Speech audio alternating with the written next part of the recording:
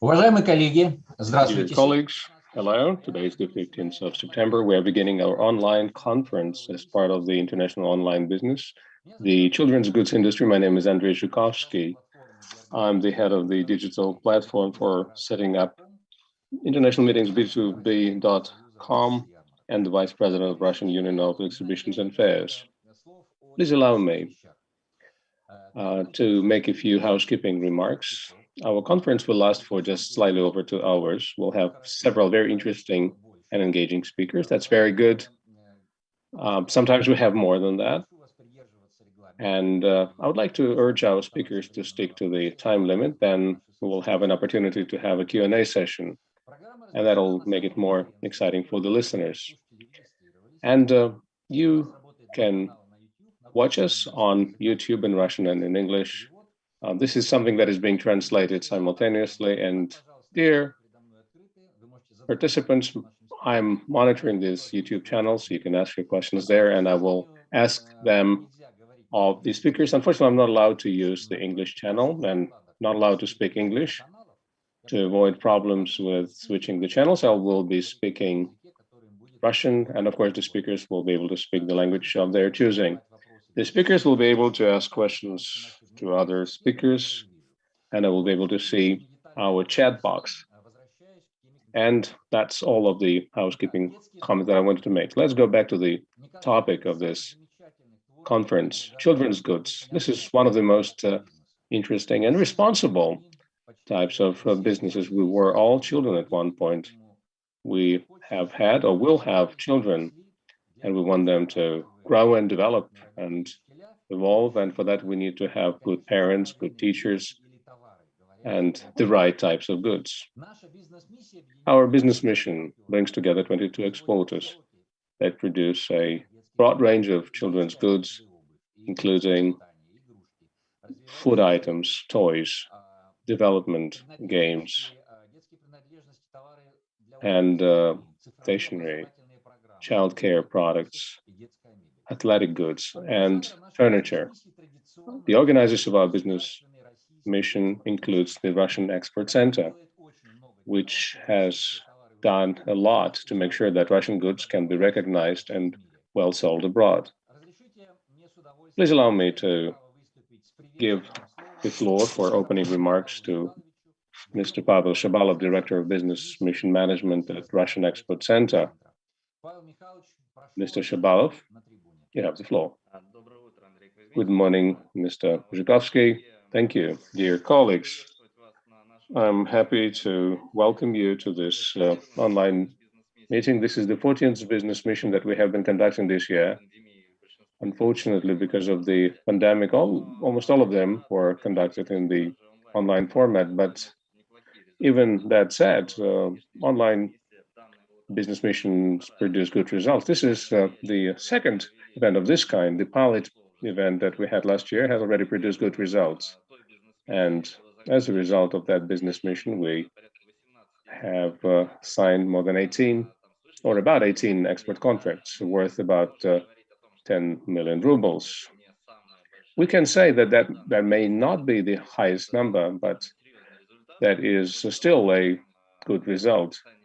And we expect that some additional agreements and contracts will be signed very soon. Let me also point out that, as Mr. Zhukovsky has pointed out, that the children's goods industry has been showing good growth rates in terms of exports. And the top three countries over the last 7 months of 2021 have produced about $50 million worth of trade. We believe this is a good result, a very good result, and we believe that this growth rate exceeds double and even triple-digit numbers percentage-wise. And the top three countries include Kazakhstan, Belarus, and Belgium. A new leader, that is Belgium, and it's great that we're going to have a presentation from Kazakhstan, the president of the Association of Children's Goods from Kazakhstan, and hopefully we'll hear about how export works there and what are the outlooks for our local producers on the domestic market of Kazakhstan. But let me say that for our 22 participants today, there will be about 200 negotiations, and we have already confirmed buyers from 9 countries, including Kazakhstan, Belgium, Norway, Hungary, Turkey, Middle East countries, and so on. And we hope that this list will continue expanding, because this format allows us to be more flexible with choosing the timing for the meetings, picking the most convenient slots for both participants. And in conclusion, I would like to wish all of the participants of this business mission successful negotiations. And I hope that this event is going to be even more successful than the previous one. And it will be our pleasure to carry on this tradition. And very soon we'll have the 3rd business mission for the producers of children's goods. Thank you very much. Thank you very much, Mr. Shabalov. You've just set the right tone for this conference, and it is my pleasure to give the floor to a colleague of yours, Mr. Maxim Chapov, who will talk about the support measures that the Russian Export Center has been providing to exporters, dear exporters. Mr. Chapov is the head of the Consumer Goods Export Support Project at Russian Export Center. He's directly associated with the children goods industry. You know that quite well, but this is still an opportunity for you to ask questions. And let me remind you that you are going to be able to ask them using the chat function on Zoom and on the YouTube channel. Mr. Chapov, you have the floor.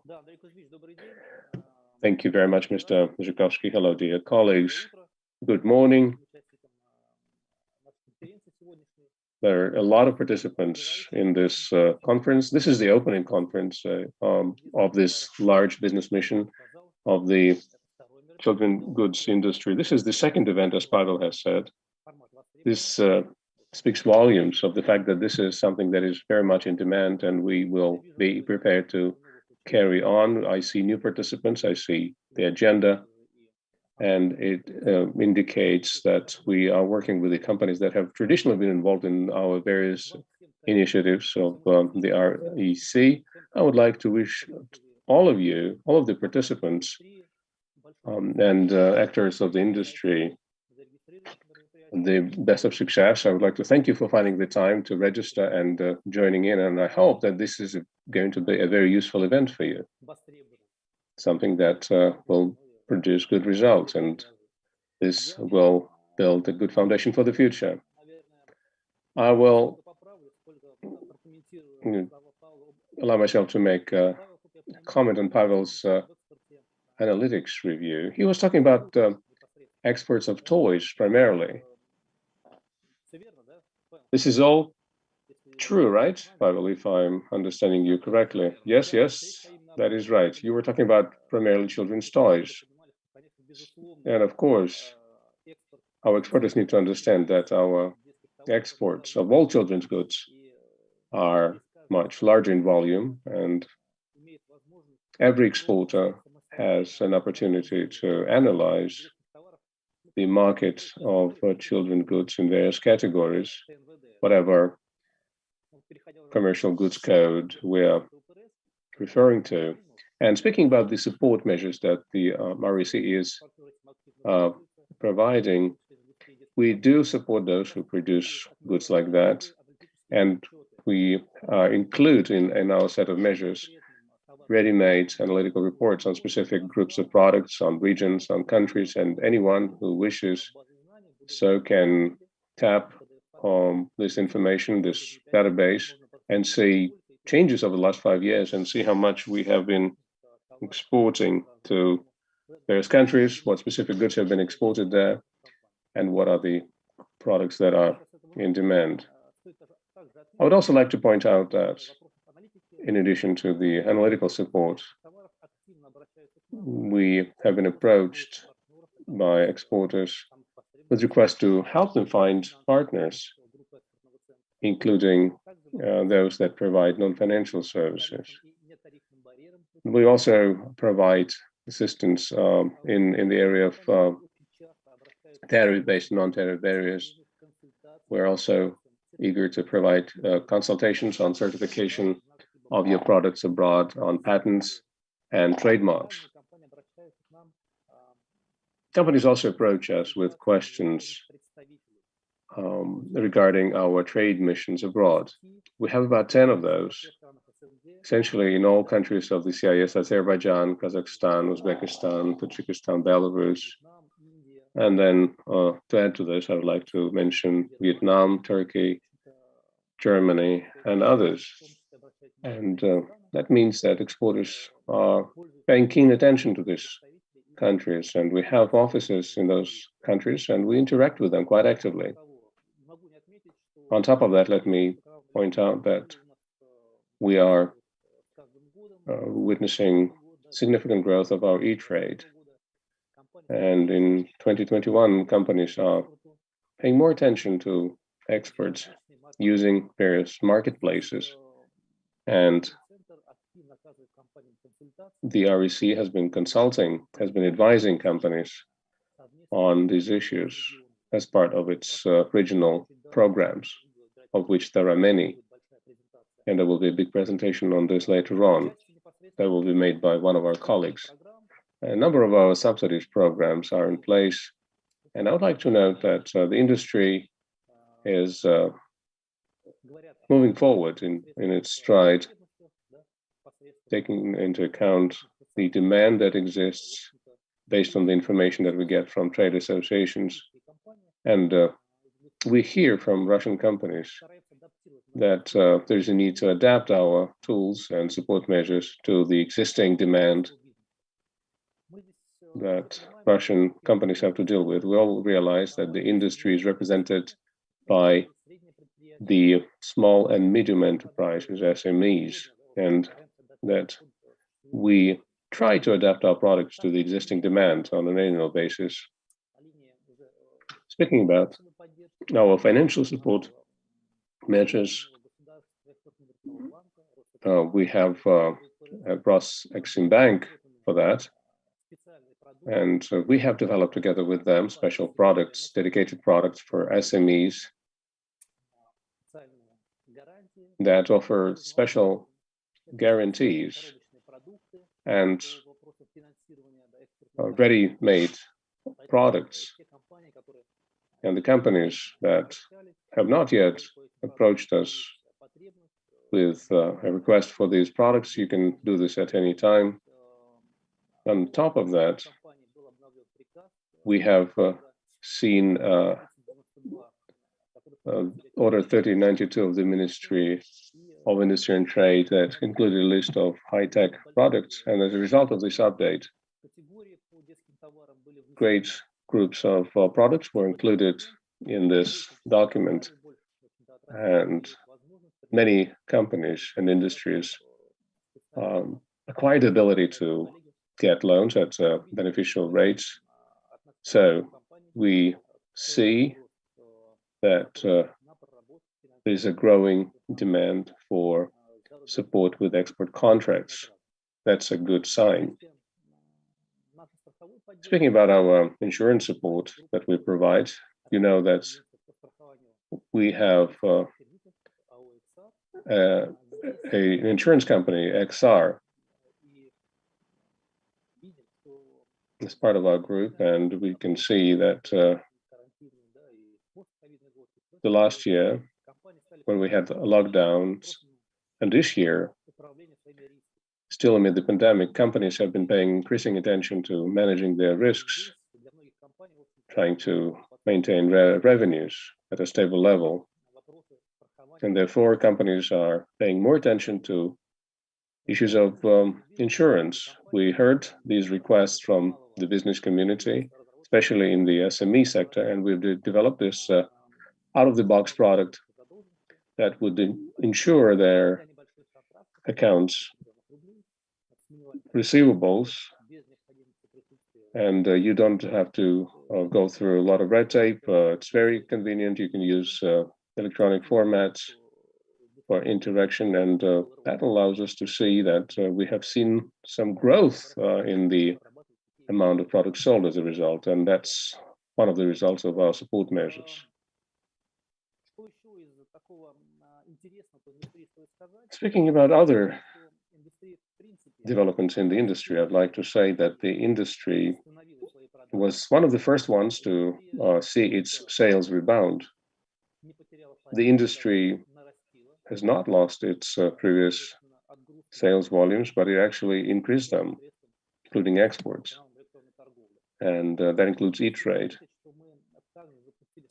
We've also launched, together with our regional centers, some support programs, and there's about 80 of them. They are part of a program that helps with e-trade in children's goods. My colleagues will speak more about this. And let me say that the companies that have not yet gotten in touch with these regional expert support centers need to pay more attention to that, because they have their own budgets and their regional support programs. And if you haven't done this, if you haven't gotten in touch with them, please pay more attention to this. And I'm sure you'll find that this is going to be useful to them and to you. Let me also point out that there's a expert school that has been set up. This was one of the first schools of this kind, and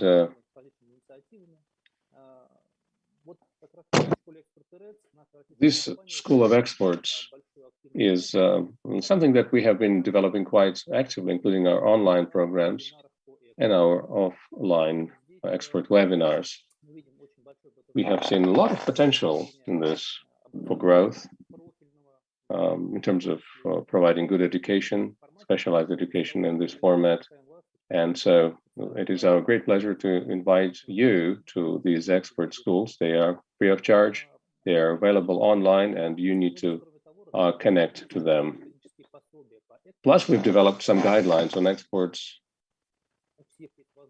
and everyone has an opportunity to download those guidelines and use them. Further on, I'd like to note another novel thing that we've recently launched. At the end of last year, we launched an information portal, an information system called My Export.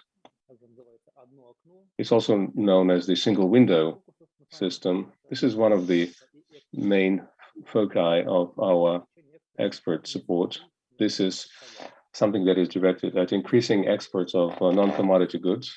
This is a comprehensive digital system that is designed to provide businesses support when navigating various government agencies. So at the moment, we are testing the new system. We are checking what might be in demand. So we have launched a number of services. So hopefully a lot more companies are going to register, and we are going to analyze all of this and all the partners. So everything is available on our portal, on our website, so you can find all the contact information and analytics regarding export. So colleagues, probably this is it. I was trying to be brief, trying to be very succinct. So probably these are the most relevant issues that are relevant right now. And perhaps you already know that there's a number of programs. And last week, on the 10th of September, we have launched a single window for applications that is related to intellectual property, patents, and other things. So we are now receiving different applications and requests. So you can do that too. Till the 20th September, we'll be receiving applications regarding certification and compliance. So we invite you and we encourage you to join this process and submit your application. As for transportation expenses, the program for the next year will be launched in a month or so. So keep an eye on the news on our website. So in conclusion, I would like to wish all the participants and all the companies working in this industry, I wish you all the best. I wish you great contracts, and we will do everything we can to support you, to help you. And hopefully there'll be support measures for your export contracts. There's always a manager assigned to each client, and we'll be happy to help. So call us, email us anytime. So thank you very much, and all the best. Well, thank you very much. Thank you for your presentation. Actually, you have two questions. Question number one from Maxim Shugaev, Russia Today, Sputnik China. The question is, do you supply products for children to China, and how well is it going? Well, this is a very good question. Thank you very much for that. Actually, as I was saying, it depends on the category of the product. So you have to look more thoroughly, more closer. But I can't remember all the statistics by heart. But as for toys for children, I know that this type of product is definitely supplied to China. And as far as I remember, if my memory serves me right, there are several companies. Musical instruments, this is also considered to be products for children. This is also supplied to China. Besides, we had several events and exhibitions related to this specific product, and our Russian stand was very popular. So you can say that this is going really well. As for other categories of products, I can't tell you anything specific right now, because I don't have all the information. But of course, I must say that we're importing quite a lot. And oftentimes, the products are of poor quality. I'm talking about the products coming from China. But we are entertaining the idea of entering the Chinese market and being more active. So I understand that the most important question is intellectual property, patents, trademarks. We need to work on that so that in the future, there'll be no violations. So this is it. For more details, for statistics, I think the colleague, the author of this question, may address us directly offline, and I can provide more information. Well, thank you very much. Question number two. Question from Fyodor. Are you planning any exhibitions in other countries in the near future?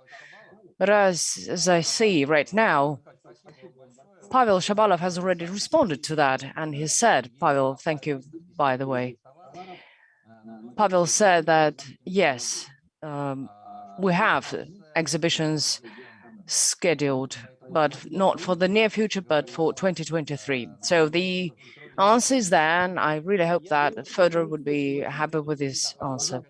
One other thing, if you don't mind, I would like to add. I would recommend our colleagues to work closer with expert region support centers, because many regions are being really active on a regional level, and they participate in different events. And in Kazakhstan, I know something like that is going on, and our colleague from Kazakhstan perhaps will say a few words about this later. So they are participating in different exhibitions, so do contact them. Perhaps there's an exhibition for you.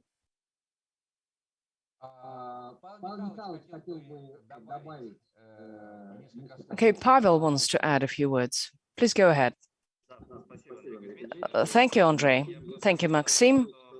I wanted to say that apart from our standard subsidies, by standard I mean when we participate in international exhibitions, we now have a compensation model 2316. So it's about the expenses borne by the exporters when they had individual stands and when they participated in different exhibitions, and perhaps those were the events not on our list.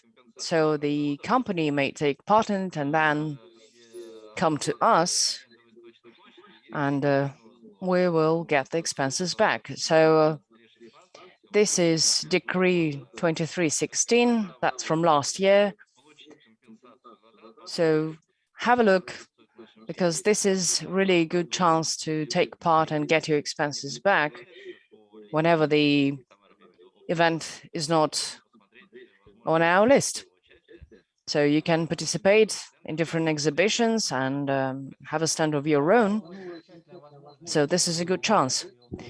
Yes, this is a really good chance, and this is a really good opportunity. So I have first-hand experience, so I highly recommend that you do this, because Russian Export Center is developing. We're there for you, so do enjoy all the opportunities that we have to offer.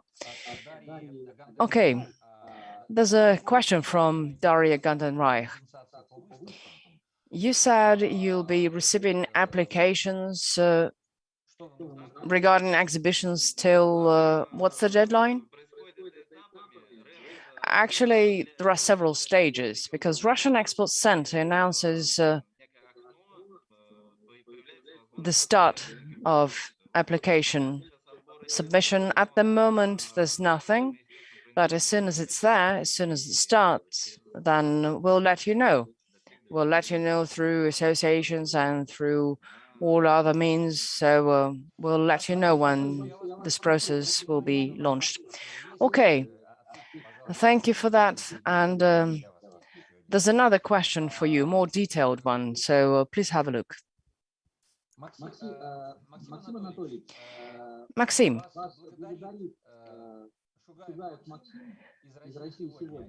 Maxim Shugaev says, thank you very much from Russia Today. Can we actually post your email in our chat, because he wants to contact you, because he wants to get more statistics about export to China? Of course, please do, no problem. Okay, thank you very much.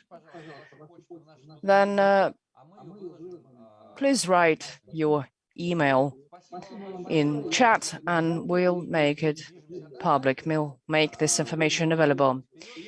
Okay, time flies, we need to move on. So dear colleagues, one of the most efficient products to promote any product, as you all know, it's internet. I'm not old, but I remember that some time ago, not so long ago, there was no internet. So it was much more sophisticated, much more complex, took much longer. But as I said, the world is not standing still. So now we have internet. So dear colleagues, dear participants, I would like to give floor to our next speaker, Ms. Angelina Morgun. She is Head of International Partnership Programs at Russian Export Center. And she is going to tell us more about digital marketplaces. And by the way, Russian Export Center is supporting that. She will talk more about such systems that you can enjoy and use. Angelina, the floor is yours. Well, thank you very much. Thank you for this introduction. Well, actually, today and presently, I'm on leave. I have a vacation, but I really wanted to participate in this event because this type of products, this category, is one of the most relevant ones, and it's very relevant for B2B, B2C segments, for cross-border retail. I'll talk more about this. So this is a very popular category of products, and it's also relevant for global markets. I have a small presentation, so just a second. I want to share my screen. I really hope that you can see my presentation. So what do we have to offer to the exporters? Basically, you can say that e-commerce is developing and we want to expand opportunities that will be available to you. There are plenty of marketplaces around the world, plenty more than we have in our pool, but we want to expand our marketplace pool and we want to add more exporters, but we want to make sure that these exporters really bring some benefits. At the moment, we're talking about 100 marketplaces. Actually, on the slide, you can see the number 80, but it's around 100 right now. So for every marketplace, we want to find service partners who can help you and support you promote your product and expand our database. So together with regional export support centers, we are working on this, and Maxim has already touched upon this. And we are working together, trying to make sure that small and medium enterprises be able to join this pool, this database.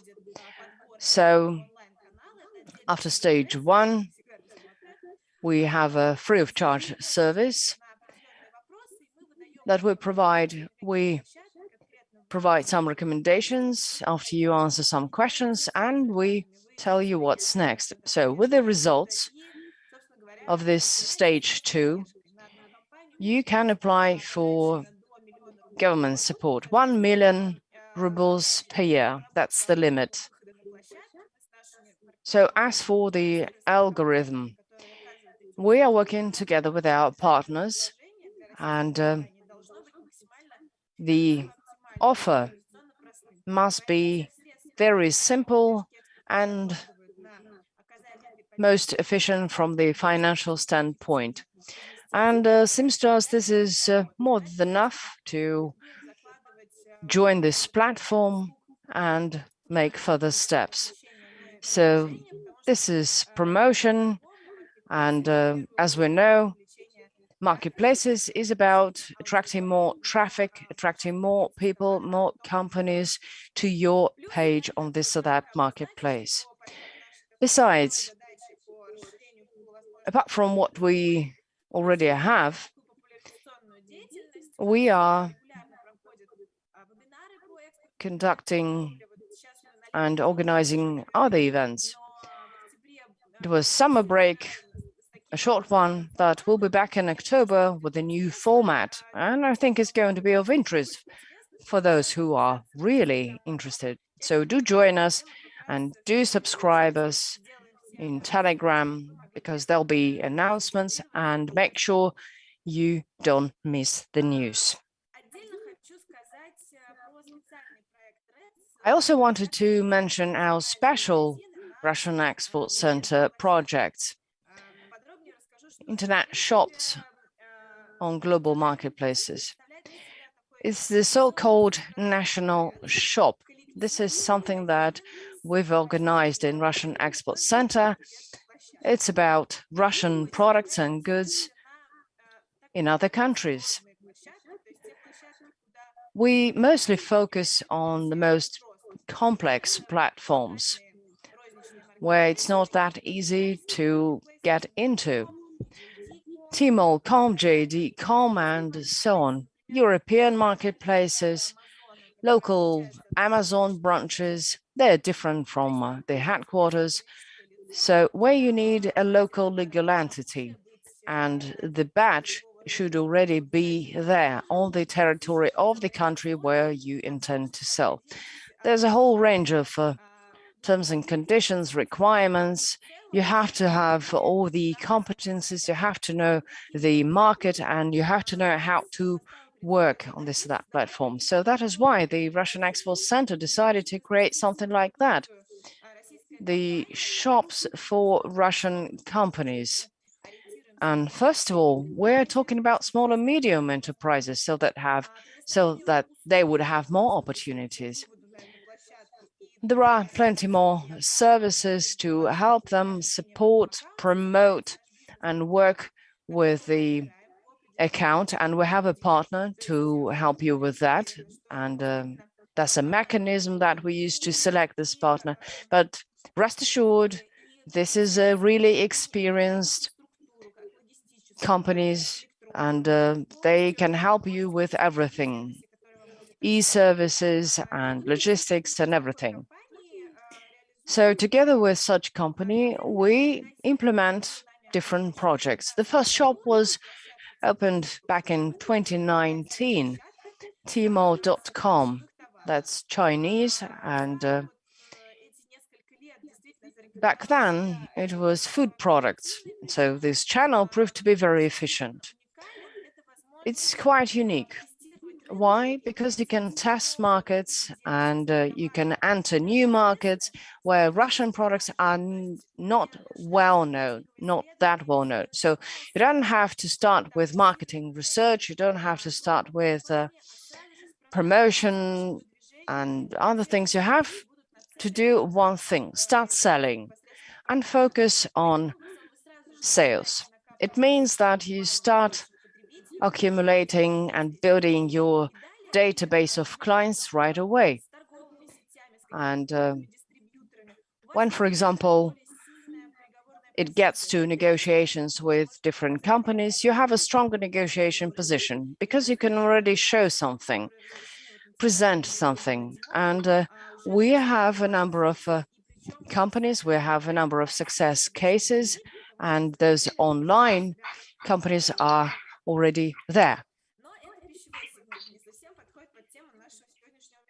Well, but this is just in reference to the food segment, which is not quite fitting the topic of today's discussion. But the second one that has been in the works, we want to launch it by the end of September, together with the full range of products.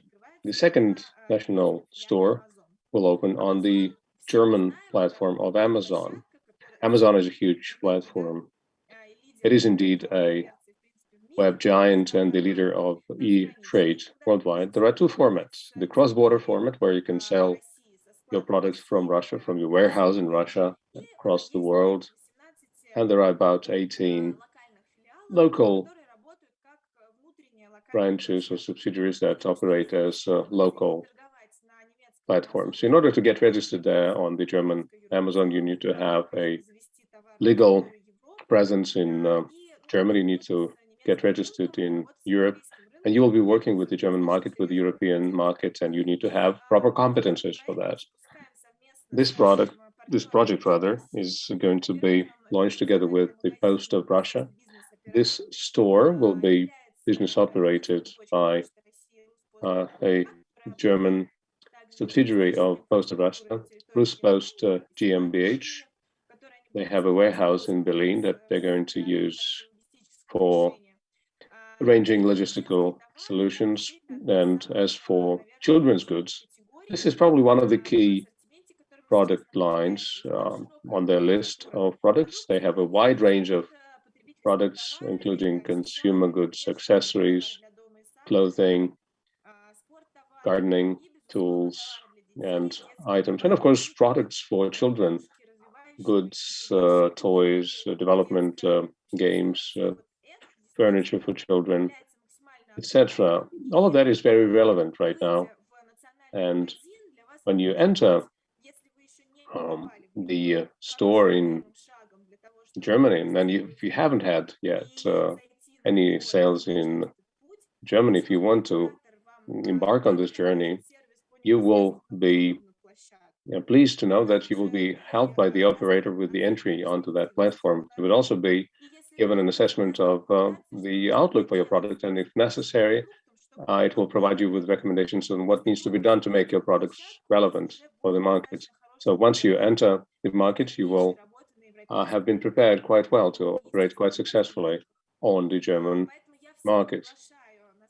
I would like to invite all of you to this national store on Amazon.de, and that will give you access to German and Chinese stores. There's one way to get that. You will go to the online channel selection path, and let me stop my presentation. There's a section on the REC website so that you will be able to see where to go, how to navigate to the national store. This is the REC website. This is our section dedicated to the export online channels. It's very easy, exportcenter.ru/e-commerce. And there you will be able to access the marketplace you're going to be working with. You will be able to navigate it on your own at your spare time. If you have questions, please let us know. I will leave you my contact details, and then you can scroll down to the bottom and see a list of our services, and then you can choose this button, select your expert online channel of sales. That'll be your way to get support for placing your products on internet channels. This is what I said earlier, what we do together with the regional export support centers, and also a way to place your products on national stores with the state support through the export support center, because this is something that we do as part of our joint process with the regions. I had trouble opening this tab, but now it is opening. Here, you would need to fill out your application. You're going to be offered to answer a number of questions, then you will complete your application. And once you've done that, once you've uploaded all of your information, this application will be in the system, and within a few days, you will get a response to your email address. And if you go to a national store, you will be asked to upload a presentation on your products. That is a requirement. That will be viewed by us as a trigger that you're really ready to place your products on the national store. That's basically all I wanted to focus on in my presentation, just to highlight to you the opportunity that there is for you to put your products on this German store. We're ready to develop this channel, providing financial support and assistance. This is something that we really invest in, trying to help with the promotion. We are going to create a branded web page with a specialized content that will be enticing users to the internet marketplace. This will be an opportunity for you to rapidly access this platform and get the synergetic effect from promoting this channel on the European markets. That is something that we're going to be doing together with the Post of Russia, and quite actively so. This completes my presentation, and if you have any questions, please let me know. Thank you so much, Ms. Morgan, for your very clear, very to the point presentation. I really enjoyed it. Everything was very clear, but there are two questions that I see. If you can, please give a quick answer to this question, because we are going behind our time schedule. Well, will we have a personalized manager when we register at the national store? Will we get any help with translation or interpretation, which is especially relevant when we deal with China? You will get a personal account manager when we were developing this solution together with the business operator, and we have one for every national store. We do discuss that with them, that for every company should have a personalized account manager. This is the kind of work that we do indeed do. Our partners had to increase their staff because there's a great inflow of participants, and you need to work with every platform on an individual basis. As for China, we provide the full spectrum of support, providing recommendations on registration and what you need to know about the Chinese markets, which is quite important when you deal with the market in China. And as for Europe, for the German store, we have a very similar approach that we pursue. This is a comprehensive product that we offer. And in early October, we are going to arrange a major webinar together with Post of Russia, where we would walk the participants through the entire customer journey, and we'll demonstrate what our package contains. Everyone, of course, is invited, but these are going to be parallel processes that will be happening concurrently. You can still make your application now to get the work started, and then you will be provided with some guidelines as to where to go and what to do. Thank you very much. And the second question is, what is the average trade volume of an average Russian exporter on an average marketplace? What is the measure of success for a Russian exporter? Well, it all varies. It all depends on the marketplace that you're talking about. If we're talking about the B2B format, then in this case, the value of the platform is that you are finding yourself a partner. Following that, you will enter into an agreement with that partner in an offline partner. And it's very difficult to estimate what is the average return on that. If we're talking about retail marketplaces, let's say the cross-border ones, if we're talking about eBay and Amazon ones, using this cross-border format, it will all depend on what kind of volumes you're ready to offer. It all depends on the logistics you have. If you are shipping from your warehouse in Russia, Извините. I apologize. I would like to ask Pavel to switch off his microphone. So if you don't have huge volumes, you can still have a good start. But if we are talking about Amazon.de, which is the internal German platform, which is Amazon-based, we know of successful cases of exporters that sell products worth several dozen thousand euros, which is a very good result. There are companies that sell several thousand euros worth of products, which is also a good result. However, you need to be mindful of the fact that once you've entered one platform, you start selling there. That gives you access to additional channels and platforms, and that gives you the synergy effect. And then you proceed to your regular offline channels, where your volumes could increase exponentially because you will be able to work with wholesale partners.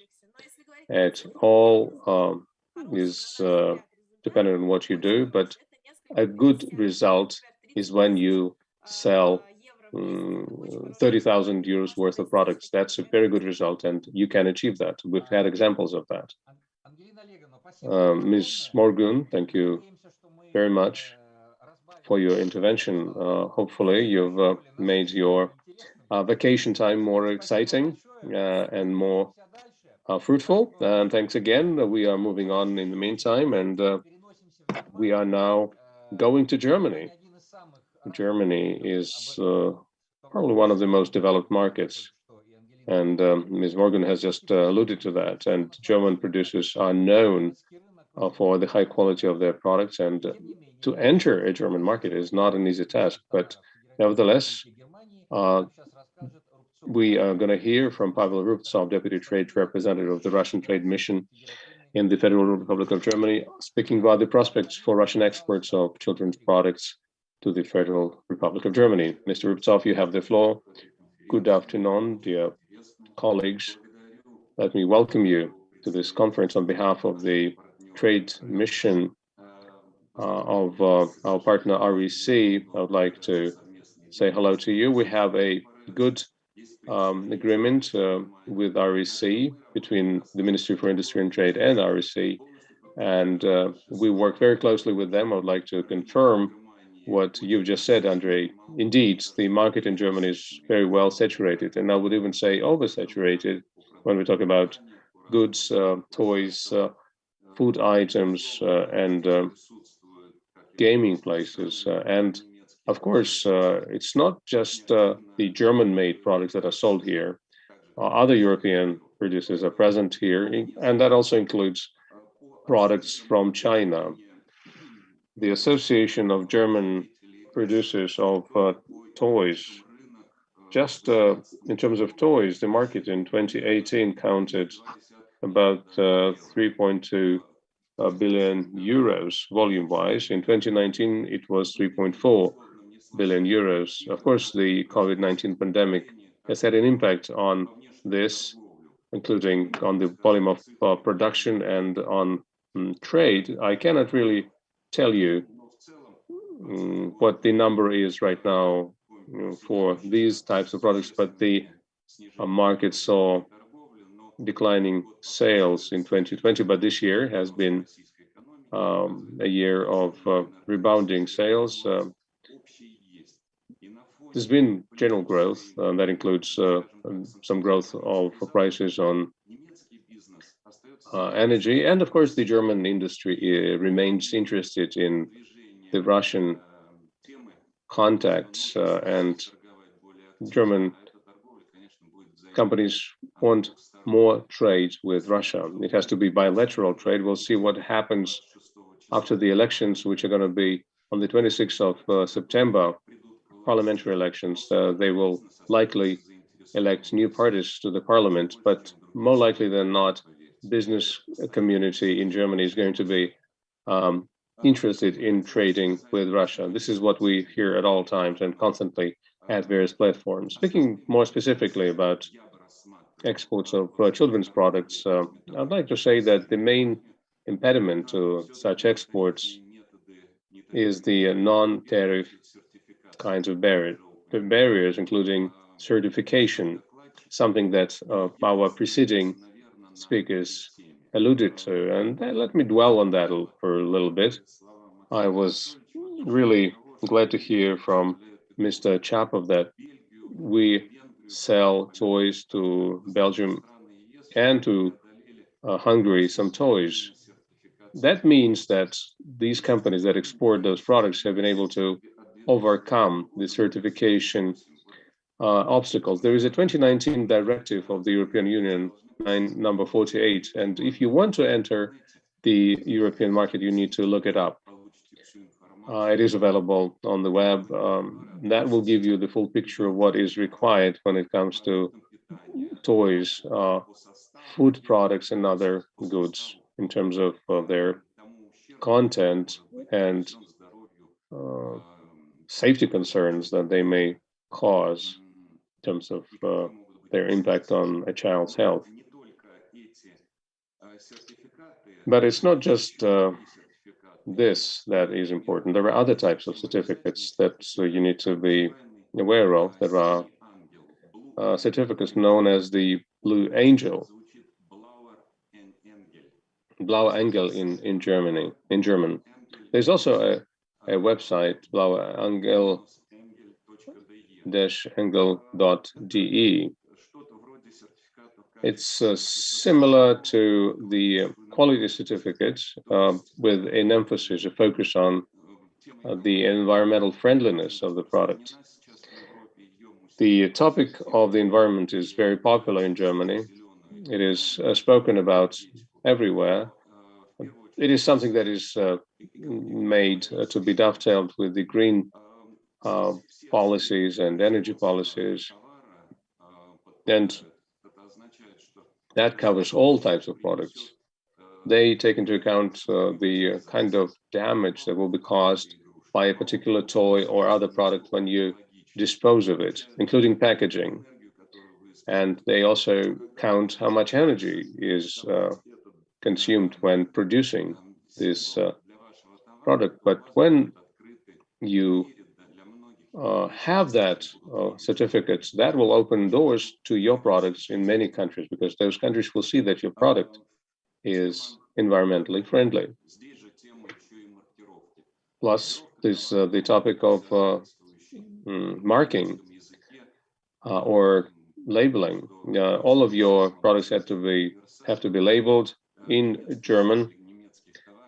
English is, of course, widely used, but when you want to sell in Germany, you need to use German, even if you sell your products via national stores or national platforms. I'm going to speak more about this later. Based on this, and based on other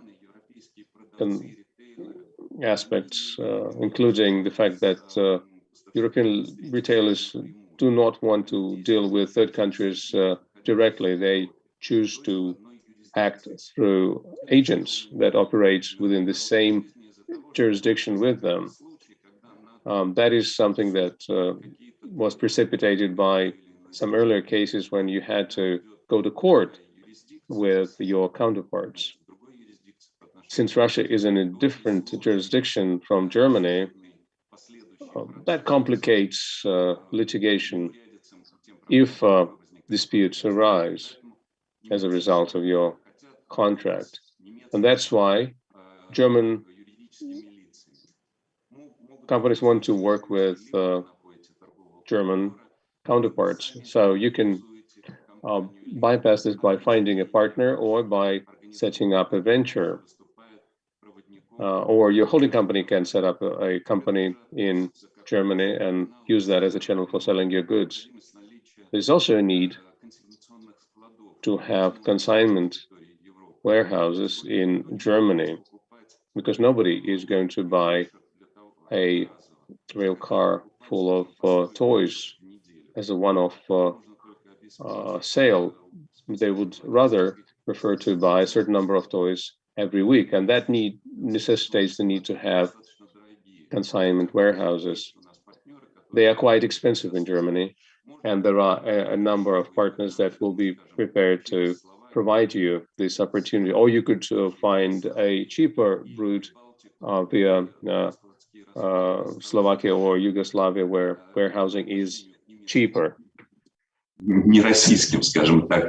As compared to German, let's say, not Russian. So that is why I encourage you to entertain the following idea. If you want to enter the German market, then you have to have a German-speaking partner in Germany, or an employee of your own who speaks good German, because this will be much easier to address many issues.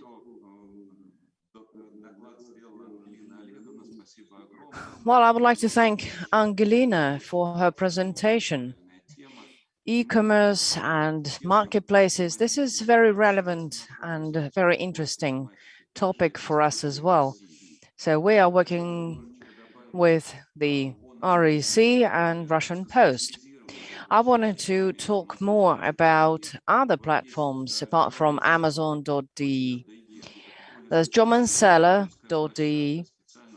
Well, this is a platform specifically for toys, and most participants are small and medium enterprises, because mytoys.de, another platform. This is a very big company, big platform. They work with Lego, Yobra, Brandhatter, and many others. This is why, if you go through Amazon.de, it will be much easier for you to enter these markets, these platforms. Who are the majors of this market? For example, Spielemax GmbH.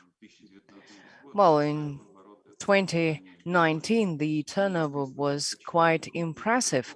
Of course, they prefer to deal with big players, Lego, Mattel, Brandstätter, Hasbrock, and many others. Ravensburger and many others.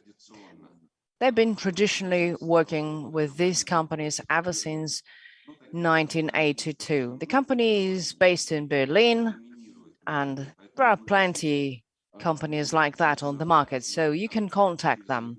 And it makes sense to do this through e-platforms.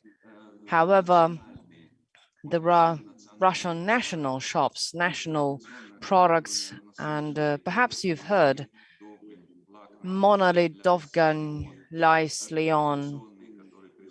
These are the traditional players that are present here on this market. They have food for children, different toys. So you can sell all that. However, there are some requirements that I mentioned earlier, that certification and compliance with European standards. This is still a must-have. There's another thing, Torque Service and Svetofor traffic light company. They're working under MERE brand. So if I read it in German, it'll be read as Mere. They have shops in Romania, Poland, Germany, and they intend to go further. They intend to expand. So they sell Russian products, and the diaspora in Berlin alone, 150,000 people, and the products are very popular, and it's quite easy to sell them. Of course, pandemic has changed our life, and we didn't have offline events, not so many. We wanted to organize an online exhibition. However, this is not that efficient. You probably heard that there was an exhibition in München. That was automotive exhibition devoted to cars. However, this is not topic for this event. There's a Babywelle Stuttgart exhibition. Unfortunately, it has been cancelled. It was scheduled for November this year. Hopefully, there'll be exhibitions, offline exhibitions next year. There was a Green Week exhibition in Berlin devoted to food products. There are some national stands, and REC is there, and Biofach in Nuremberg, and Anunga in Cologne in November or October. So this is devoted to agricultural products. So it is highly recommended that our exporters participate. And there's a Spielmesse exhibition traditionally in July, and Kind und Jugend Cologne. That's for children, and actually it is a good chance for our companies to show what they have. These companies are usually on REC list. We work closely with REC team, and we'll be happy to provide any support. So hopefully there'll be more exhibitions soon, and we're always there for you. So thank you for this opportunity to make a presentation during such an interesting event. Thank you very much. Well, Pavel, thank you. Thank you. This has been very detailed and interesting presentation. A couple of really short questions. Well, partly you have already responded to our participants' Allah's company question. It was about requirements for materials when entering the country. Certification, right? Of course, that's directive, EU Directive 48 from 2009. Of course, certification is important. When we are talking to German authorities about certification and mutual acceptance to simplify e-commerce. So Germans usually refer to EU directives. They said that cannot sign any individual agreements, and Russia can't do this as well, because Russia is a member of the Eurasian Economic Union. So when mutual acceptance of certificates actually happens, then we may call it revolution. Well, Pavel, thank you very much. Question number 2. I'd say that in the last 10, 20 years, many of us visited Germany.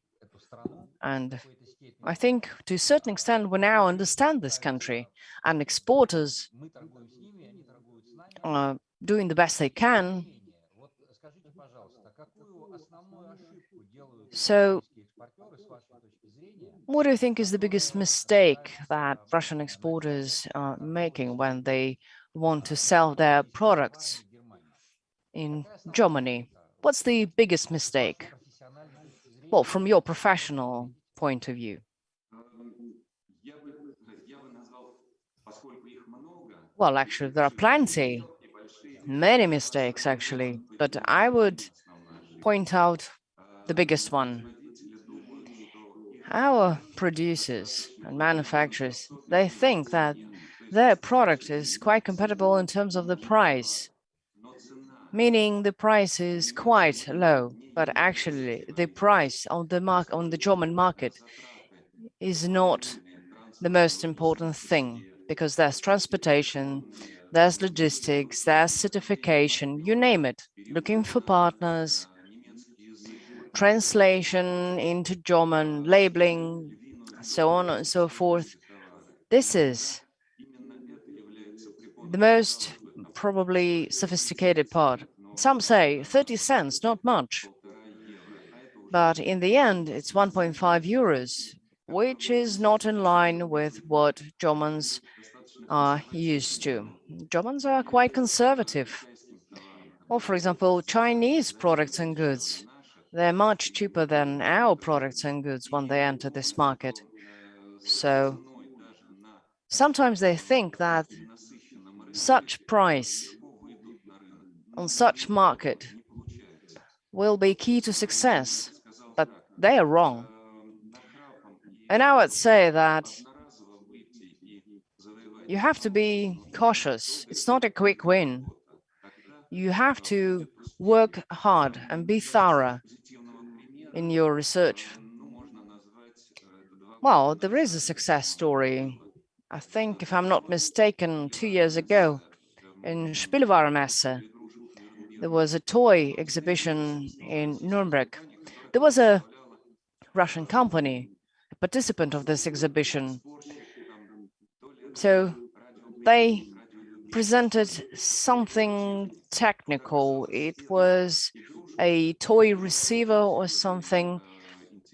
So this has drawn a lot of attention, and German retailers and individuals were coming to them and saying, wow, that's great. How can I get it? I can play with my son.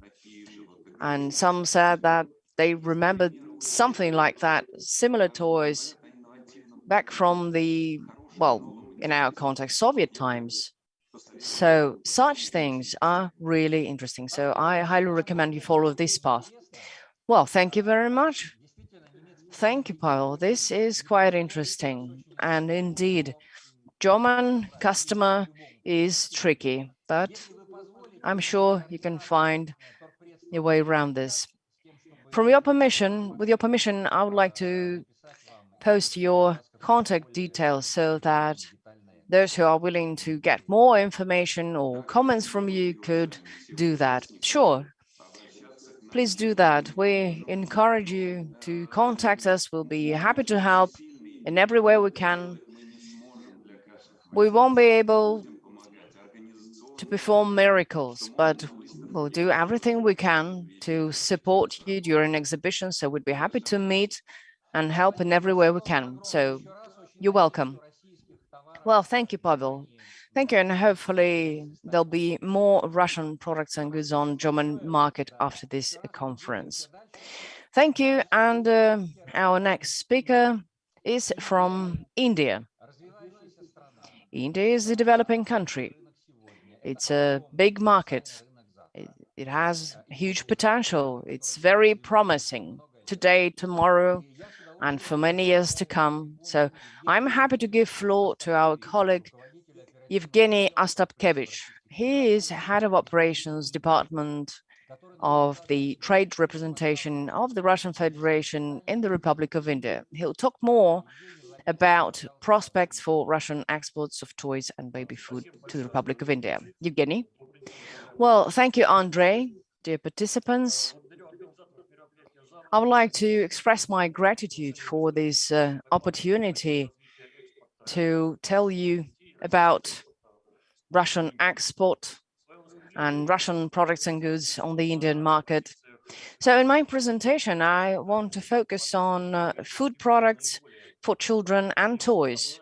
Seems to us these categories have a more promising future in India. So, toys. In 2020, the turnover was $1.2 billion, that's in 2020. So this is quite big, but the leaders are the US, Japan, and China. The key factor for development of this market is population, young people, and this is mostly about well-being, being wealthy, and Indians prefer digital, innovative toys, and the rest comes after these categories. Developing toys are also very popular because they help children learn new things. There are online platforms with all sorts of toys, and this is one of the biggest, most important factors, because there's a lot of flexibility in terms of payment and many other opportunities, which is good for the development of this market. There's more appetite for scientific toys, engineering, math-related, STEM technology-related toys. So this is mostly popular among urban population. Experts say that the toy market is going to increase 12% by 12% in the near future. It's worth mentioning that the domestic demand for toys may be satisfied for only 20%. The rest is import. And mostly we're talking about import from China because of geographical factor and the quality of products. According to statistics, Indians are buying toys for about $600 million. So the price, relatively low price, is the key factor. The Indian government is doing the best they can to develop domestic production. They have really high import duties for toys. The basic duty, the basic fee is 60%. There are 4 key areas: Delhi, Taurnas, Maharaja, and many others. So the sectors are quite clear, but it's not really well organized. So mostly we're talking about toys supplied by small and medium enterprises. The government is trying to create a more favorable environment for further development. And the states themselves are trying to improve this situation. This policy that they've adopted is completely in line with the Made in India policy, and it is being quite successfully implemented. I must say that the Indian toy market is expanding generally. That is why Russian producers should consider this market and view it as the target market. The most efficient way of entering this market is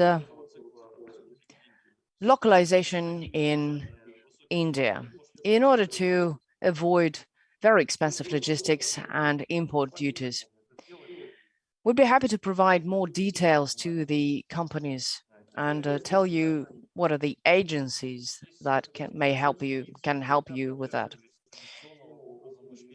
Indians have been always traditional in what they do. They don't really welcome food products for children that they don't know. The demographic situation is changing. More and more women are working now. It means that there are more opportunities in terms of food products now. Sometimes, let's say, a child has intolerance for this or that type of product. You can always find an alternative. You can say that the food products for children, this market is expanding. And you can say that this is a very promising market. They have food for babies, different mixtures. They have final products. And healthcare is developing, which always has an impact on the food products for babies and children. The overall growth is 16%. At the same time, the Indian government is controlling advertisement of food products for children. They have promotion for natural feeding. So this may be an obstacle for development of this market. As for final products and products, this is the most fast developing market in India.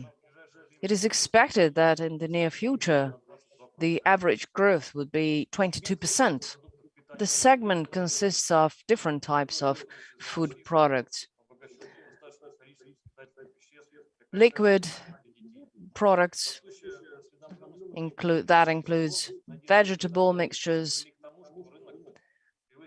And at the moment, we're talking about, once again, $600 million. That's the turnover. Hopefully, in the next few years, there'll be more, and it is expected that the growth will be 6%. That applies to online platforms as well. Well, plus there are fairly high customs fees, 51, 73%, depending on the product.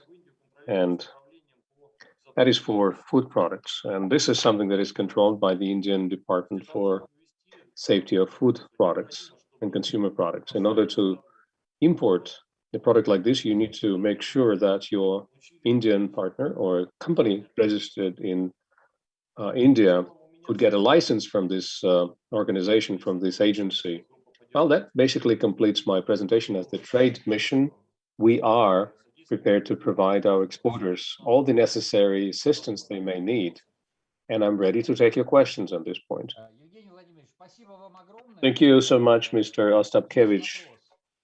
There's a question for you from Yekaterina Fedotova. Question goes like this. The key barrier for exporting our products is the high import duties. And we are exporting children's sports equipment, athletic equipment. Is there a way to help our clients? Is there a way to subsidize such expenses? Please tell us. As for subsidies, I don't think so. Most likely, this is going to be done via partial localization of via production. The government of India makes decisions on customs duties that apply to all countries, not just Russia. I haven't seen precedents when imports would be reduced. So your advice, if I understand you correctly, would be if a Russian exporter really needs to enter the Indian market, they need to start thinking about localizing their production, finding a local manufacturer or a local partner, or you set up your own entity in India, and they will be in charge then of everything, including localization and production and sales.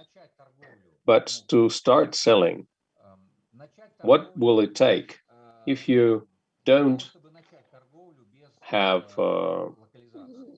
your production localized yet? So what would be the first steps the exporter would need to take to start your operations there? Most of the exporters that are present here are at the beginning of their journey, most of them at least. What are the key errors that are made by Russian exporters that just initiate negotiations with their Indian counterparts? What kind of advice would you give them to be more effective? First of all, you need to do a field study of the Indian market and to see how much everything is in demand. And then you need to study what needs to be done to adjust your product and make it more recognizable on the market. Indians like to, have a feel for what they are about to buy. And you need to calculate what are going to be your logistics expenses, because the competition is very stiff and tough. And the key thing is to do your homework and do your marketing studies ahead of time before you go to the markets. I could not agree more with you. You need to understand why your product is going to be attractive in a particular market. It's going to be one of your key competencies. And indeed, your product may have some very unique qualities or properties. That would be great if that would be so. Or if the price is fairly low, that certainly would work, and on and on. You do need to have a realization of what needs to be done to have your product sold. Because if your product is of substandard quality and you require a prepayment on your product, I think those times are long gone. Speaking about payment terms, you need to ensure that there's a very slim chance that you're going to be able to bargain for a good price. Take lentils. They've just opened their market for a product like that. And well, thank you very much for your comments. People are asking for your contact details. And if possible, we would like to ask you to post your contact details in our chat box, and we'll also make them available for our YouTube viewers. And if Mr. Rubtsov could post their trade mission's contact details in the chat box, that would be great. Thank you so much, and let's continue with our agenda. Dear participants, all over the world, official associations are growth drivers and the agents for their members' interests. They lobby their interests, and they create their regulations, they write standards, and they know the players on the market quite well. They know the situation really well, and they may always be the best source of good advice and information. Today, we have an excellent opportunity to get a really useful advice from the president of Kazakhstan's Association of Manufacturers of Children's Products. And the floor goes to Daria Gaidenreich, and Daria will tell us about the prospects for Russian exports of children's products in Kazakhstan. Ms. Gaidenreich, it's great that you are with us today. We are very fortunate. You're probably the best expert on Kazakhstan we could find. You have the floor. Thank you so much for such a great introduction. I'm blushing. Hello, everyone. I'm delighted to be present here. The presentations before mine have all been great, giving us a good overview of the market situation. We're going to be talking about markets and about exports, of course. Traditionally, Kazakhstan is interesting for all exporters from Russia. If you look at the growth trends, you would see that in 2019, Russia's imports into Kazakhstan were in 16th place. Now it's in number 2 place.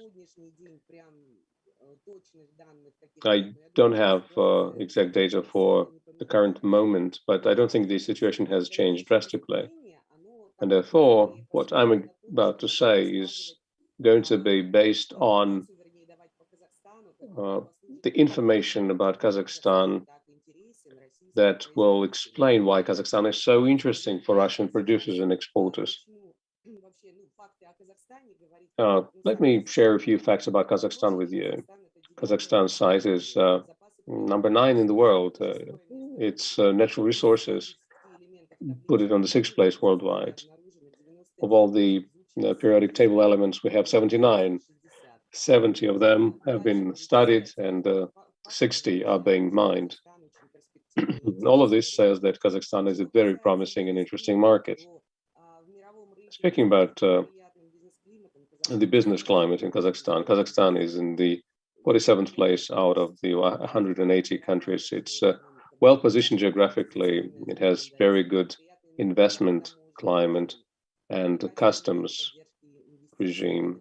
Plus, there are very good business support measures. The VAT is 12% and the social tax is 9.5%. The total tax burden is 28.6%. Speaking about the macro indicators, GDP of Kazakhstan per capita is in the 2nd place of all CIS countries as of 2020. $11,075 per capita, 2nd after Russia.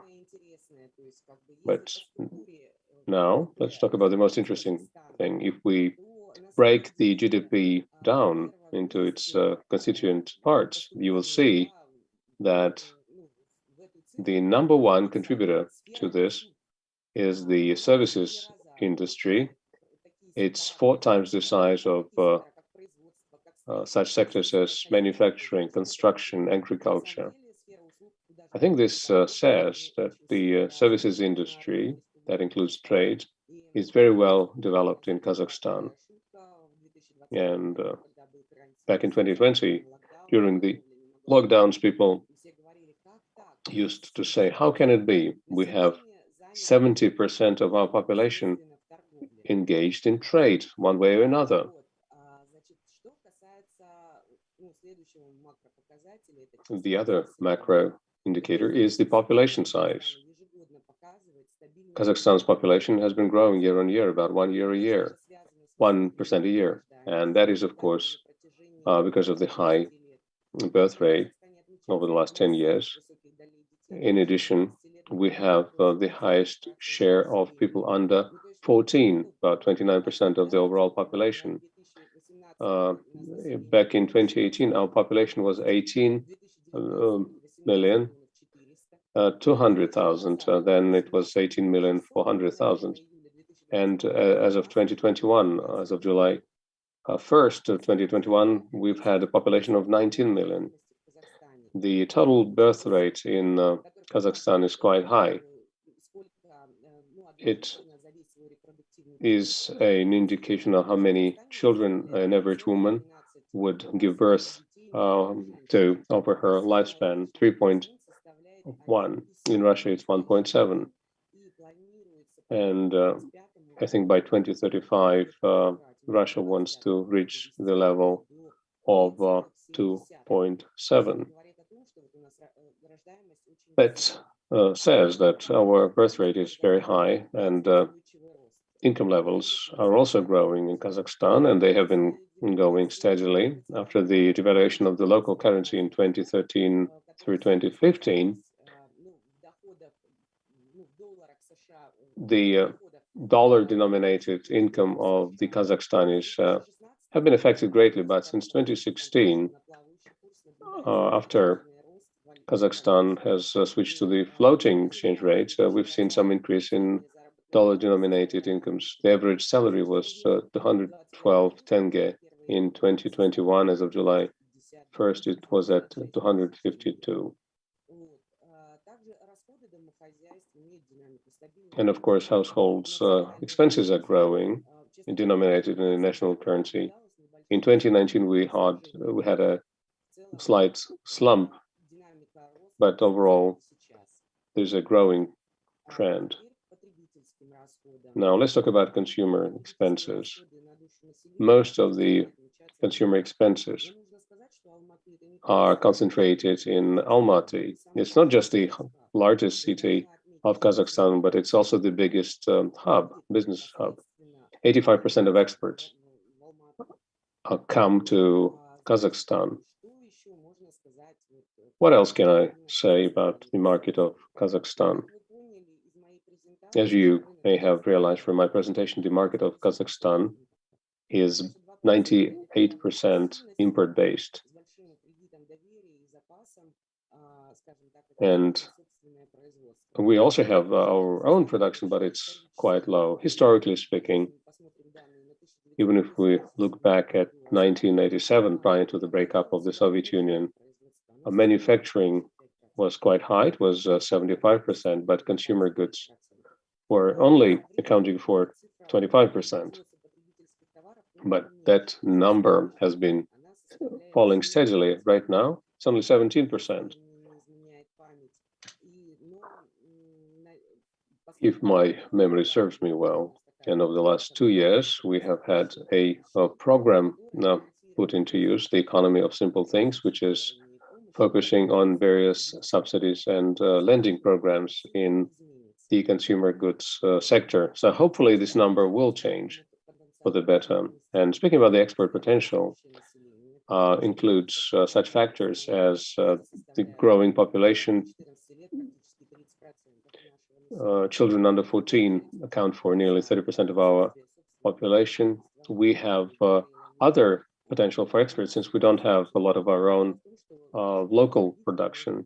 And you really can count our producers on the fingers of both of your hands at the maximum. Plus, there's good purchasing power, second place in the CIS countries.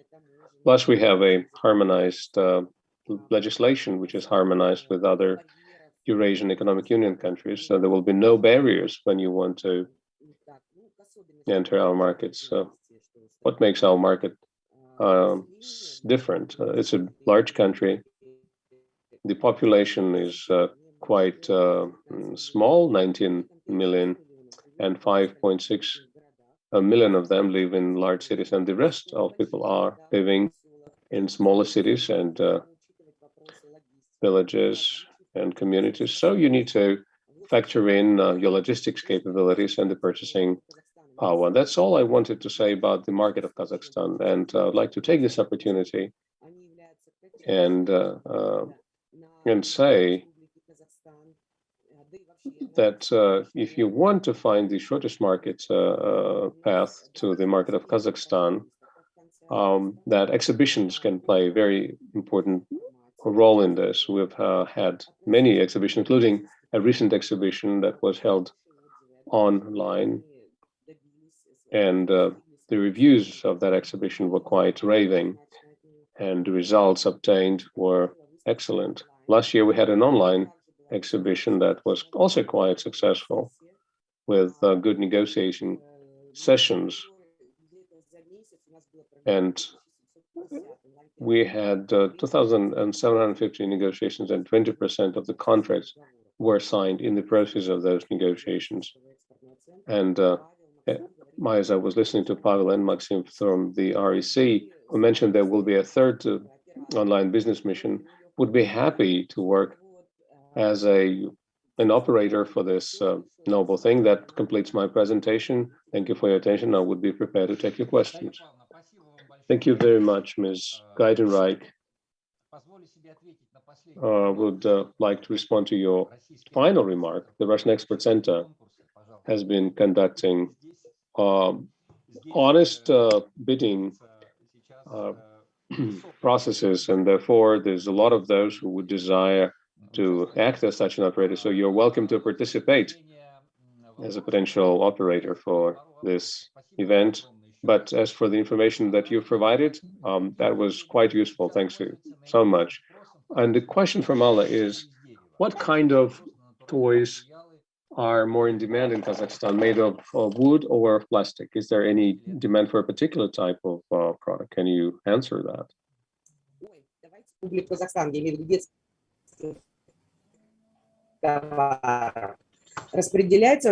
Well, here's the distribution. 22% are nutrition products, followed by toys. 5% is the food, 4% is clothing, plus the development toys.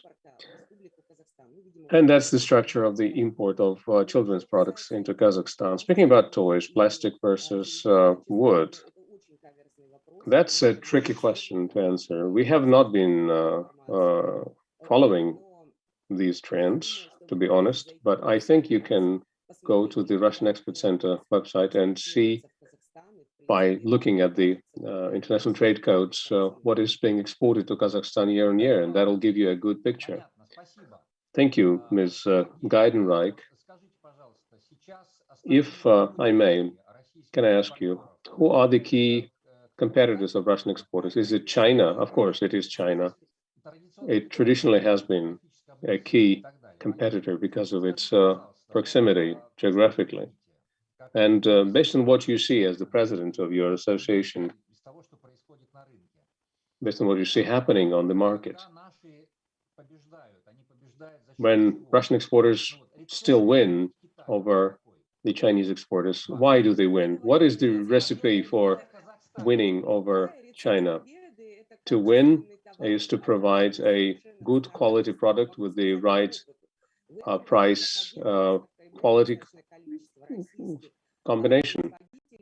And we've had a number of issues of children's clothing. And as we participated in an exhibition on that topic, as we walked about the booths of that exhibition, we saw that Russian products are very similar looking to the products made in Turkey and in Italy in some cases. That is a good evaluation of the quality of Russian products. Plus, we have a good mentality, and our education methods are very similar in Russia and Kazakhstan, and therefore we're buying similar toys and clothing items for our children. And I think Kazakhstan will be a #1 buyer of Russian-made products and toys. Well, Daria, thank you very much. Kazakhstan has always been our long-standing traditional partner, and I think that many companies who are just starting their activity are going to Kazakhstan. So thank you very much.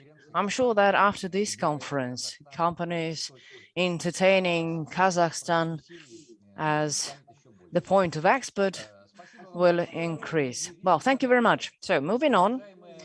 So, dear participants of our conference, unfortunately, I have to say that our speaker that we were supposed to have here with us won't be able to join us due to technical issues. I'm talking about Mr. Hamid Reza Ahmadi. He's the CEO of Baby Kish General Trading LLC. So on his behalf and on behalf of the organizers of this conference, I would like to extend my apologies. But actually, thanks to this unfortunate event, we have a chance of catching up on our agenda. So let's switch to another very interesting chunk of our work. You know that people learn from other people's mistakes.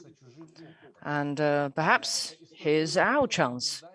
We have success stories and failures of Russian exporters, so we have two speakers who would be happy to share their experience. And the first speaker would be Nikolai Nikolaev. He's the director of Game Sports Equipment Plant. They've been selling their products all over the world, and they're producing 500 plus of different items, and they sell to 22 countries. So, Nikolai, hello and welcome. You have very impressive experience. From the practical standpoint, could you please tell us what mistakes must be avoided and what must be done to be an efficient exporter? Thank you. The floor is yours. Dear colleagues, good afternoon. Our team is happy to welcome you at this autumn session. We're all looking for new clients, new partners, so I'm happy to see you.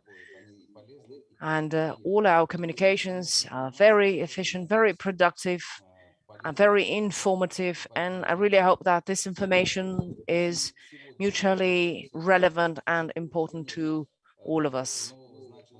So today we are looking forward to such online business missions such as this.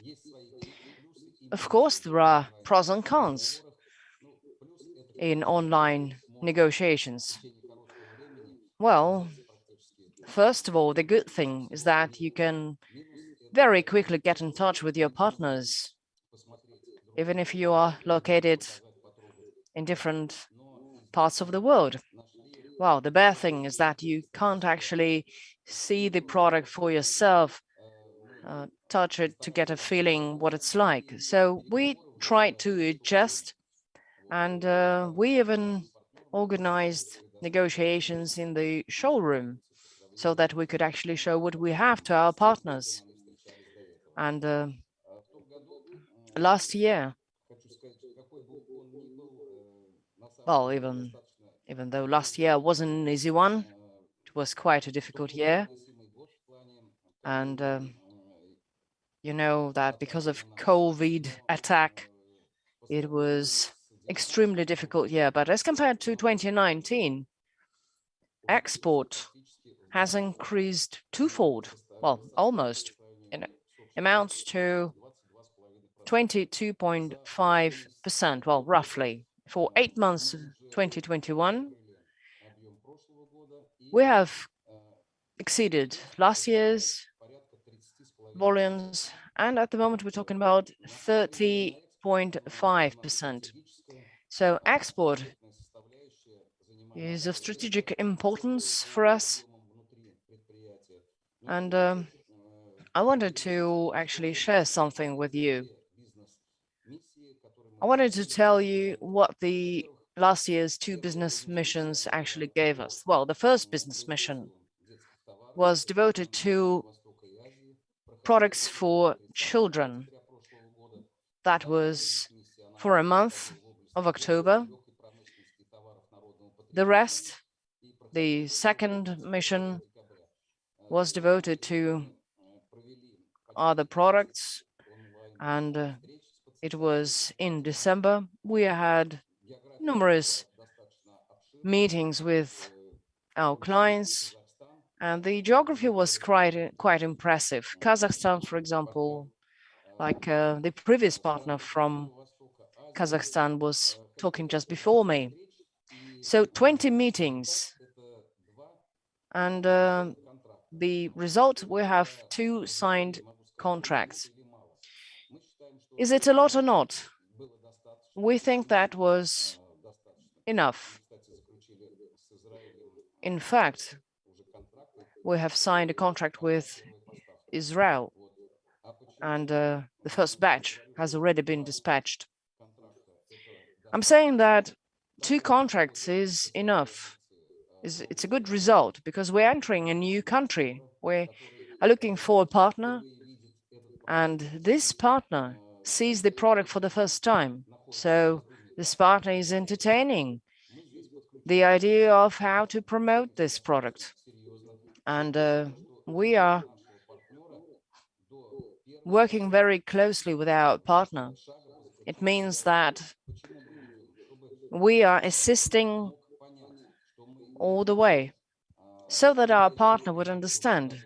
It's not that we are handing over the product, but we are as responsible as he is.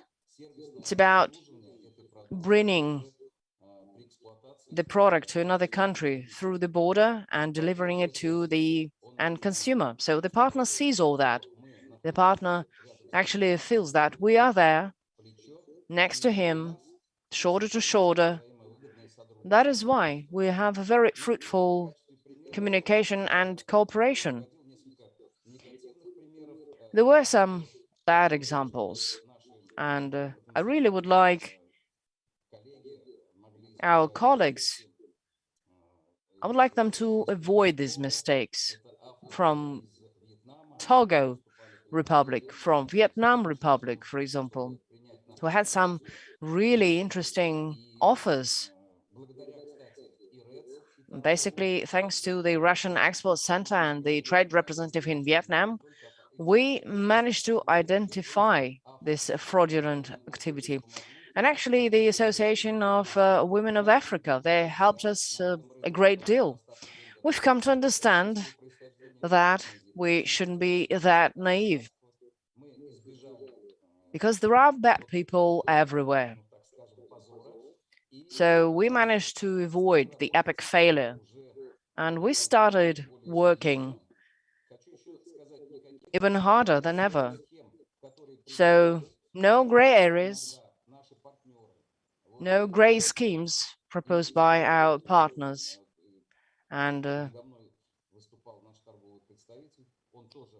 just before me, the trade representative from India,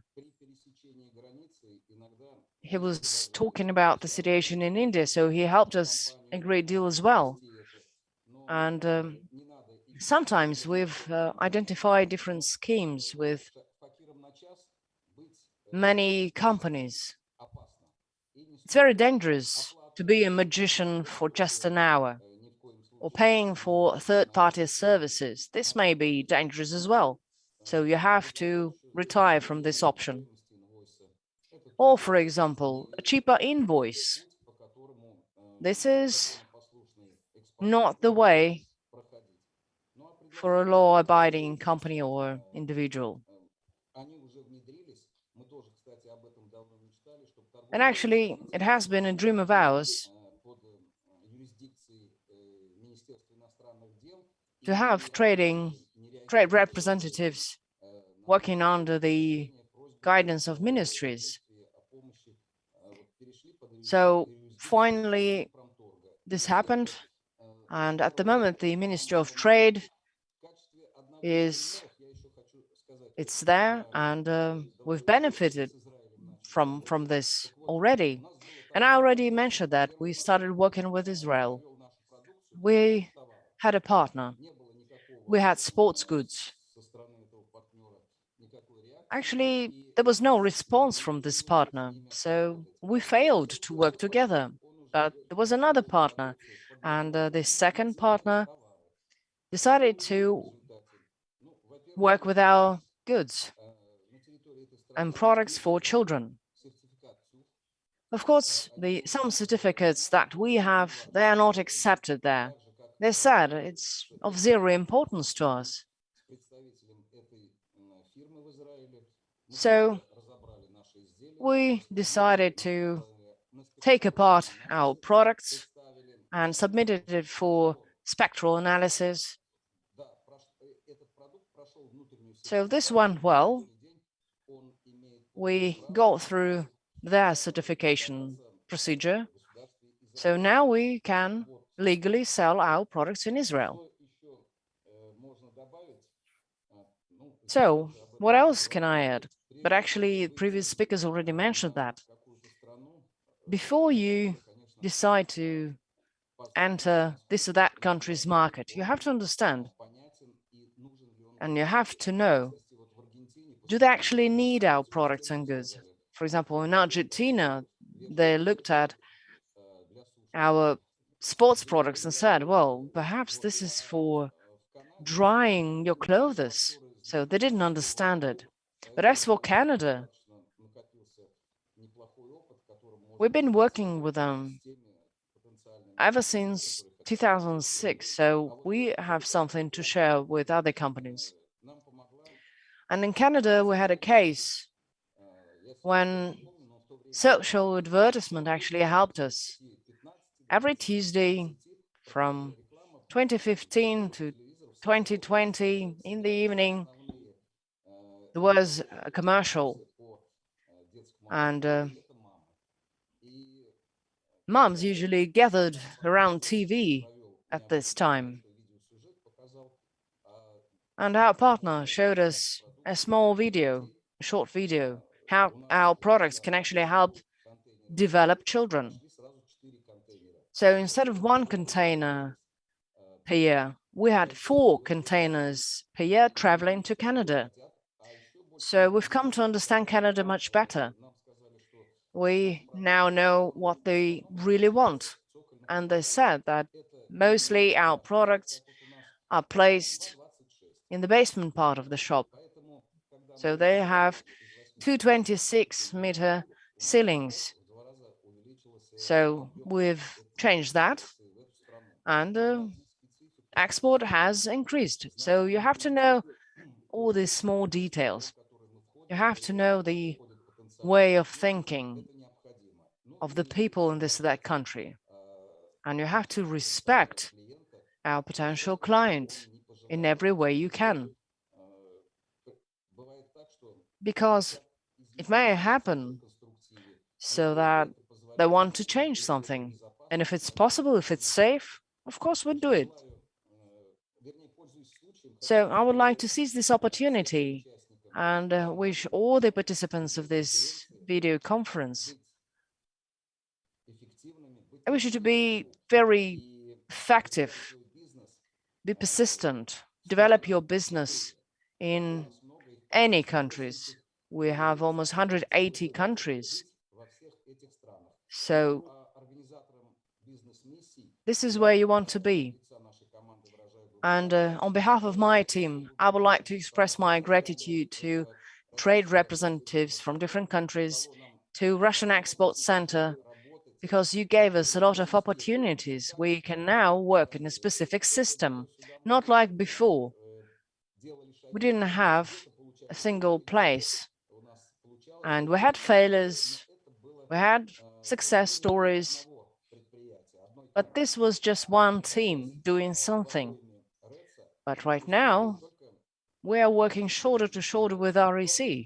So we do feel the support, and we actually feel that you are keeping an eye on the problem, and we actually see your support. Thank you very much.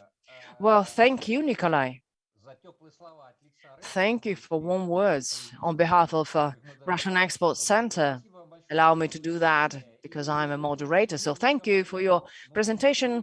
If I may, I have several questions. You're a practitioner, and as I said, your experience is very impressive.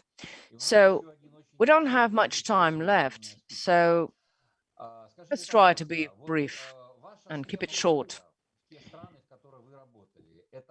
The countries and the markets that you entered, what was the way to do this? Did you have rep offices or partners? Well, partners. And I must say that at the moment, we are present in 47 countries. 47 flags are presented here in our building. So every time we were looking for a partner, but those countries where our products are there, but you don't have a partner, you have to find such partner. You have to make sure that whatever was before, it should be resumed now.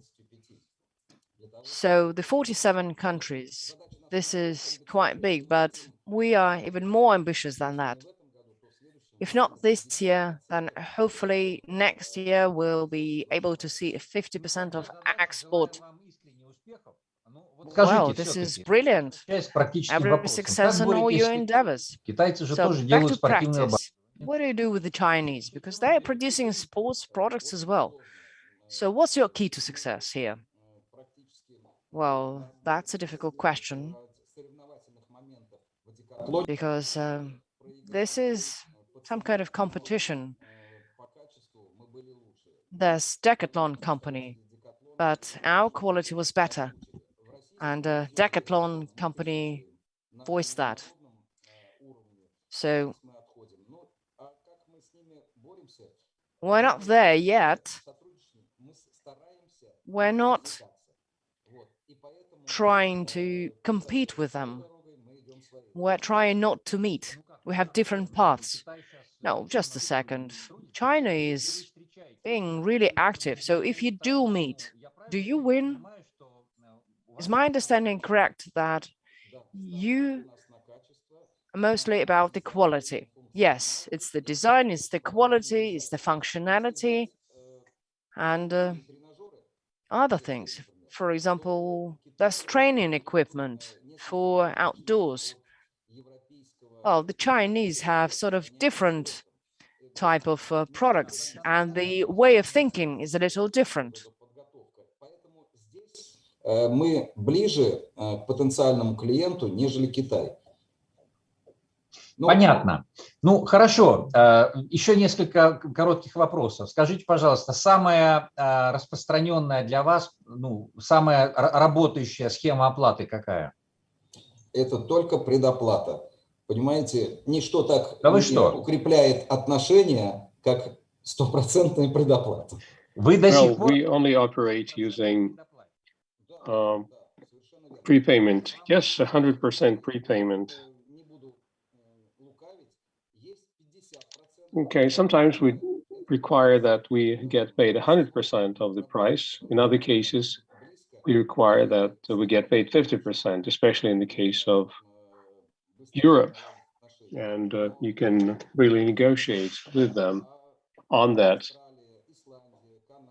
But with Australia, Canada, Iceland, the United States,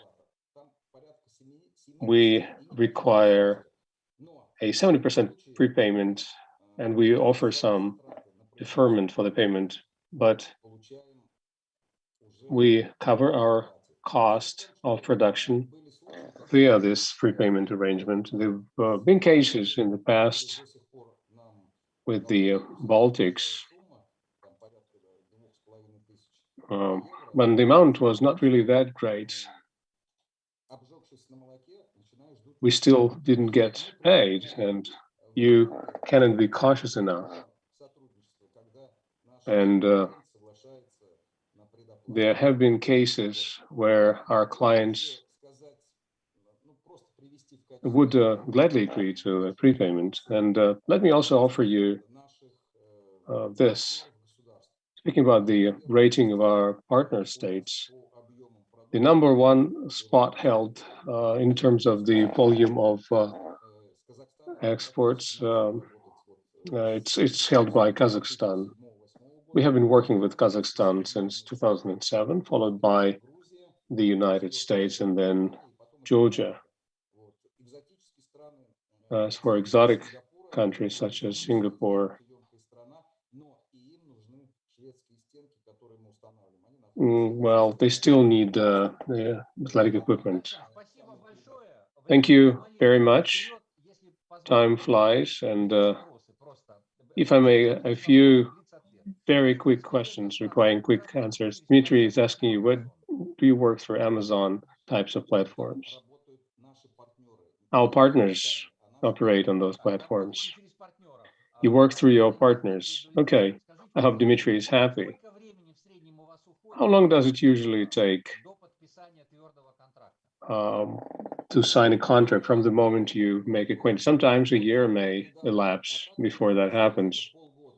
But on average, that's closer to 6 months. A representative from India spoke right before me, and I think that is typical for India and the Middle East. And in those cases, we would get a visit from a representative of that region. They would come here to check whether we have our own production facilities, whether we have a proper team in place, whether we are conscious in terms of environmental requirements and whatnot. And they go through a checklist, and if they're happy, then they are happy that we fit their requirements. Thanks so much. And another quick question. Have you had experience with insuring your accounts receivable? We've had that experience working with XR. That's part of the REC, right? Yes, we've had that experience in the past. But prepayment is why we follow that route. You don't believe this is this is a working instrument, a working tool. You just feel more comfortable when you get a prepayment. I think it's a good tool. It can expand your opportunities. It's an excellent tool, but it would take us a lot of time to put together our documents package. That's the reason. But on a couple of cases, we did have this insurance policy in place. And the last question I have is, what is your budget for entering a single country for the first time on average? I need to get advice from my team members who are present here with me. As I've been told, we do not split this out in our budgets. So you just find your first client and you start working with that client, and that's how you go, right? Yes, yes, okay. And even what I mentioned about the 20 plus clients in our online meetings that resulted in 2 contracts, I would like to say that we didn't stop our dealings with the others. We just continue working with them until we get to a positive result. In some cases, it might take us more than a year or 2 years, but some of them might become our partners as quickly as in 6 months. Thank you, Mr. Nikolaev. Here's another question that I wanted to ask you. Well, I wanted to ask you another question, but the conference needs to go on, and therefore I would like to wish you the best of success and make sure that your quotas are fulfilled and that you have 60% of your output is sold abroad. And certainly if people have further questions following my presentation, all of our contact details are available at REC. Thank you very much. If you don't mind, then we are going to post your email address in the chat function. Thank you again for your presentation, and we are now moving on to the final speaker of the day. The next exporter that is ready to share with us the secrets of his success is Alexander Leshenko, who is an expert sales manager at New Idea Company LLC. This company produces cosmetics for children from 3 years of age and up.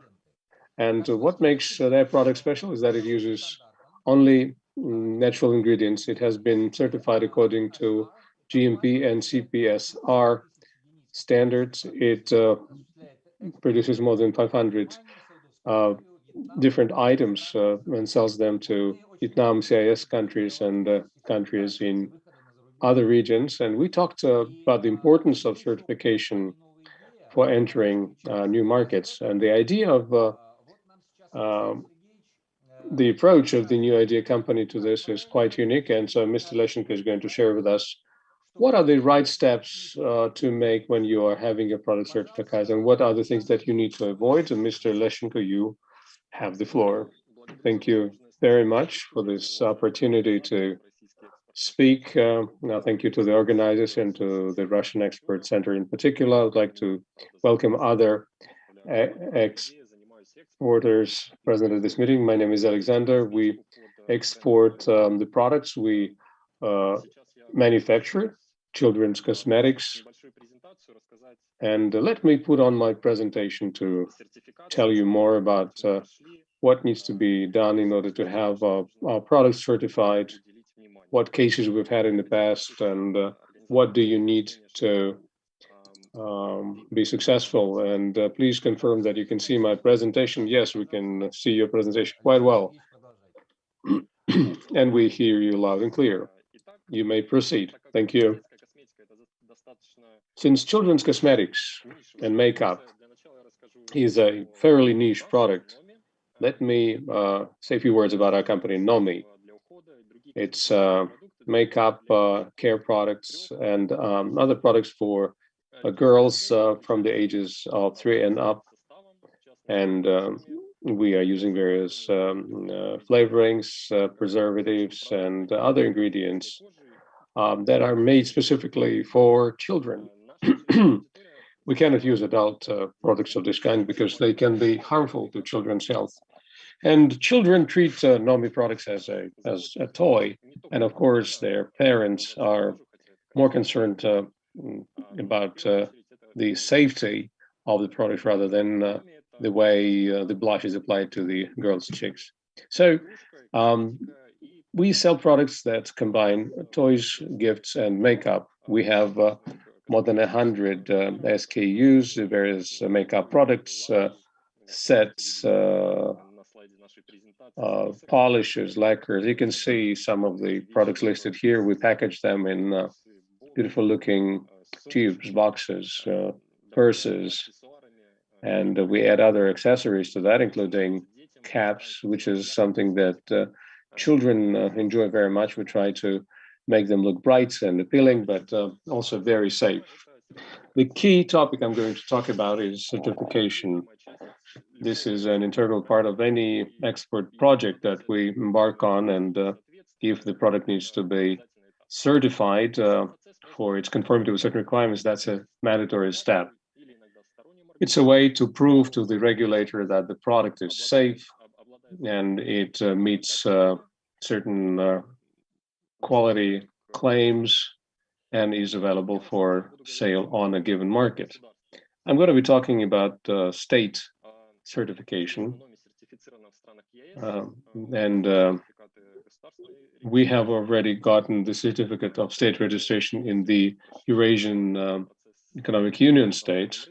Most of those who are present here have probably gone through this stage. Let's focus on other more exotic and more faraway countries. CIS countries have similar standards to Russian, and the certification process is fairly straightforward. It doesn't take a lot of time, and this is something that happens fairly quickly, and you can do this via your own partner in the exporting country, in the importing country rather.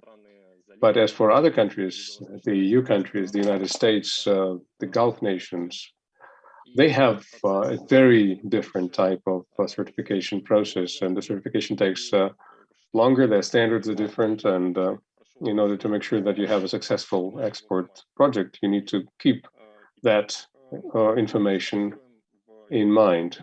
So we export to Europe, to Vietnam, and to Saudi Arabia, and these are the three cases that I wanted to drill down to. First of all, we need to study the markets before you go into the overall certification thing. We had been through that process, and that's now focused on certification per se. There are 4 approaches to certification. You can start certification even before you have homed in on your potential buyer. This is fairly risky.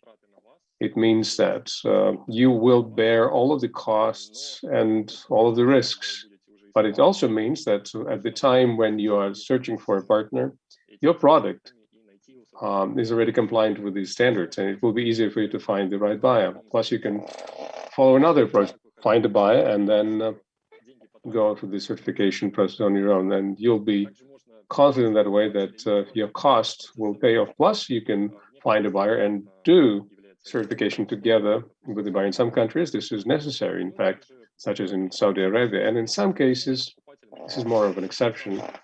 the buyer may wish and volunteer to do the certification on his own and pay for it. Now let's try and figure out what is going to be the way to find the right answers to the questions you may have. How do you go through all of those phases? For starters, I would like to suggest that you study the standards, study the law. In Europe, there are specialized websites. CPNP standards portal is one of them. And you also have the Consumer Product Safety Commission in the United States. And there are other products that are certified to other different standards. In Saudi Arabia, there is a body called SASO. And of course, if each country has its own standard, and you need to study them separately. And for time's sake, and in order to save money, it's best to go to professionals, SGS, TÜV, KIMA, and FREYR. And I understand that some of the previous speakers have already spoken about those companies whom they've used to go through their certification process. Having assembled information about your standard, you can start the whole the actual certification process. In order to make the right conclusions and to be successful with your experts, you need to answer the following three simple questions. How long will it take? In Europe, it takes 3 to 6 months because of the time it takes to test the product, because of the inspection requirements, and so on. Let's now go into the details of certifying cosmetics, but for every product you need to collect a set of about 60 various documents, which is quite different from what is done in Russia or in other countries.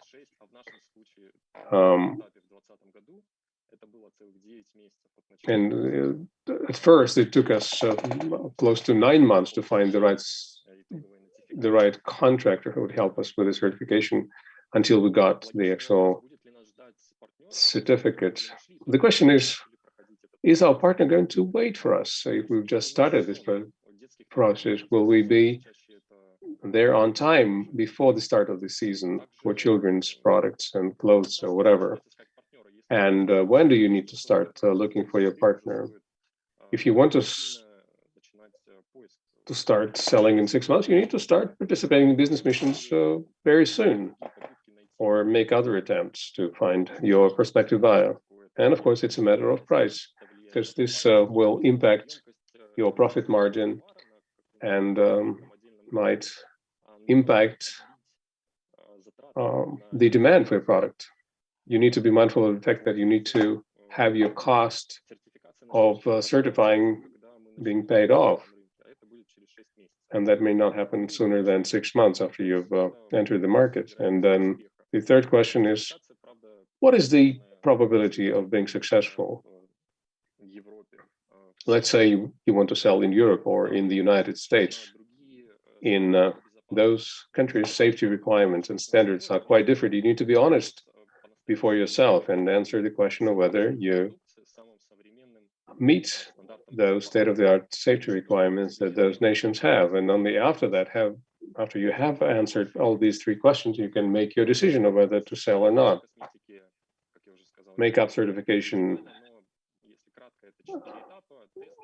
takes 4 steps: tests for stability, ingredients, manufacturing process audit, and the GMP certificate process, and other conformance certificates. Then you make a decision. You're not going to find a buyer who will wait for your certification for 6 months. Therefore, we decided to receive our certification ahead of time. And of course, nobody is going to pay for this certification process for us, other than perhaps the Russian Expert Center, who sometimes helps us with that. Your partner, in the case of the EU, your importer is not going to be able to speed up the process other than suggest a professional company who would be able to assist us with that. And you need to understand that the market is really that important to you. We've given positive answers to all of these questions. We have been quite successful on the Russian market, and we decided to move on. And that's why we decided to go through this certification process. And last year, we had our range of products notified or certified. And some of those products are fully legitimate. Once we've gotten the certification documents for some of our products, it made our life much easier when we talked to our partners. And they now realize that this is the kind of product that is perfect in terms of its price, quality, positioning, safety, design, and branding. So it either meets or exceeds competing offers. At the same time, we have come to the realization that the regulator will not have any issues with our quality. Let's talk about the United States. In the US, certification of makeup products is fairly straightforward, but since we are also selling children's products, it means that we needed to meet FDA requirements, and we also had to go through conformance certification process following the standards of the Consumer Safety Product Commission. That takes time, and that requires that some tests are done. We are not yet through this process, but this is something that all producers of children's products need to do, especially in terms of going through the Consumer Safety Commission. Now, let's talk about Saudi Arabia.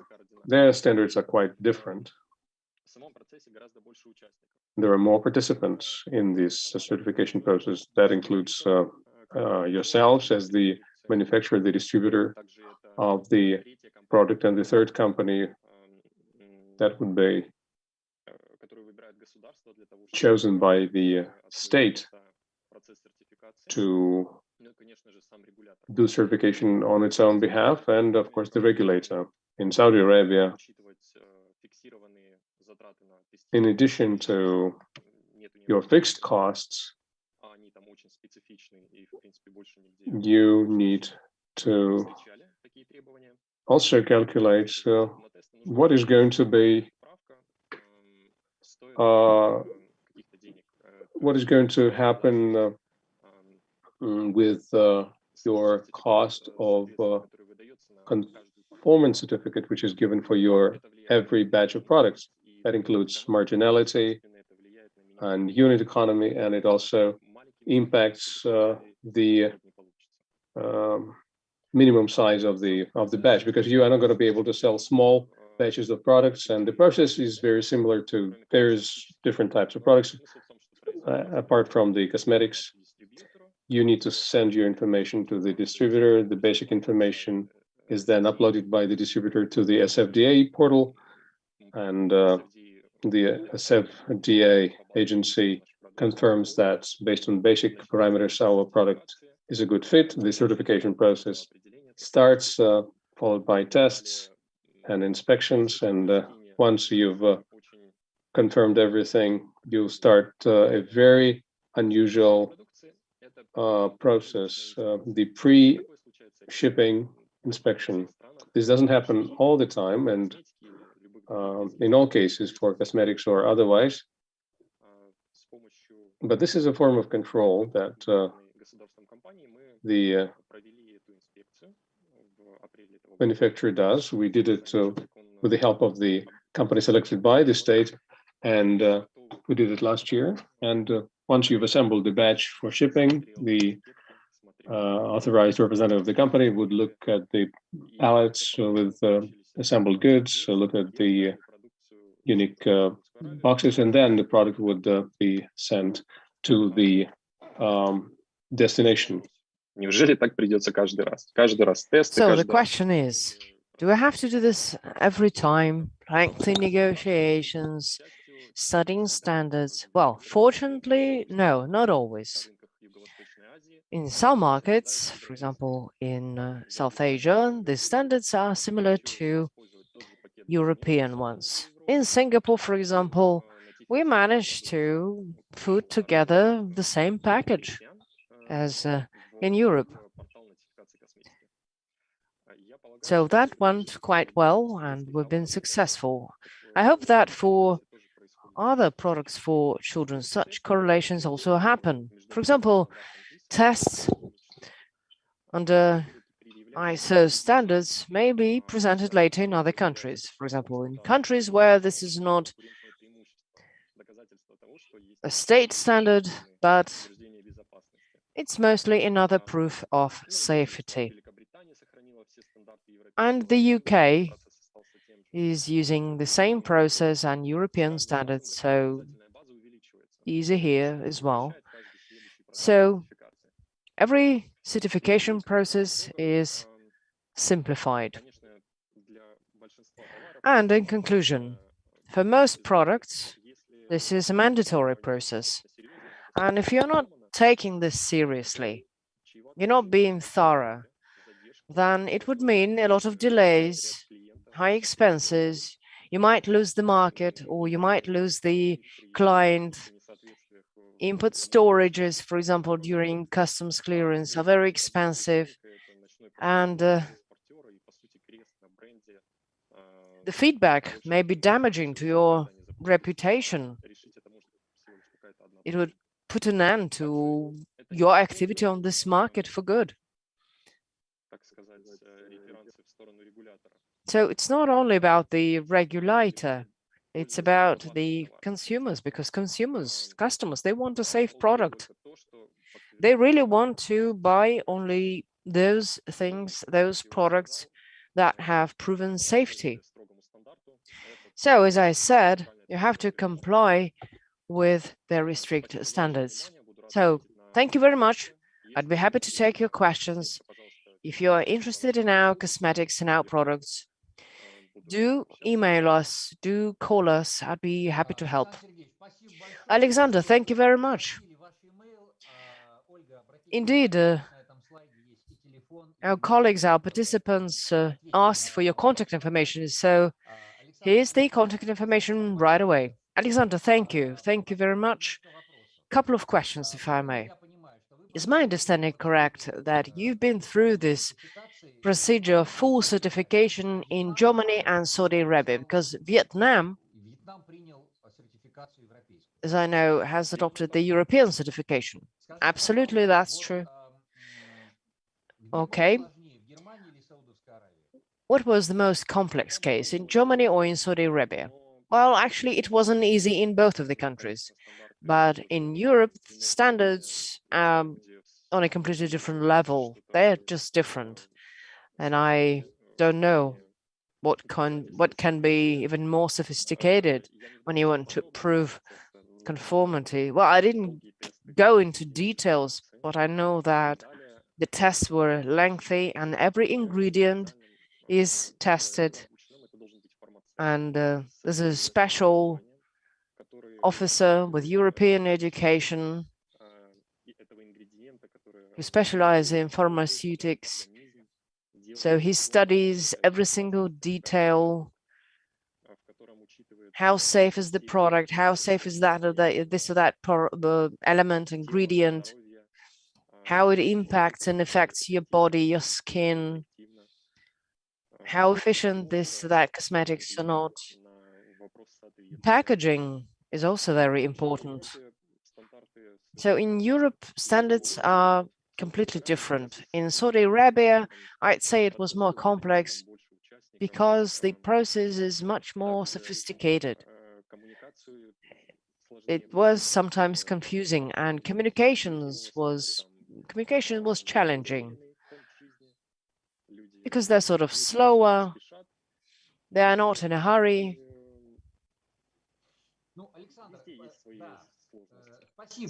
Okay, Alexander, thank you. Thank you for that. Let me put it this way. How much time? Well, 3 to 6 months. So that's what I saw on one of the slides. So that was both in Saudi Arabia and in Germany? Well, as I said, it was a bit more sophisticated in Saudi Arabia, so it's hard to tell. That was in 2020, so there were a lot of uncertainties about the future, so it wasn't the best time. for new goods to be introduced and presented. But I think that 3 months would be or should be enough.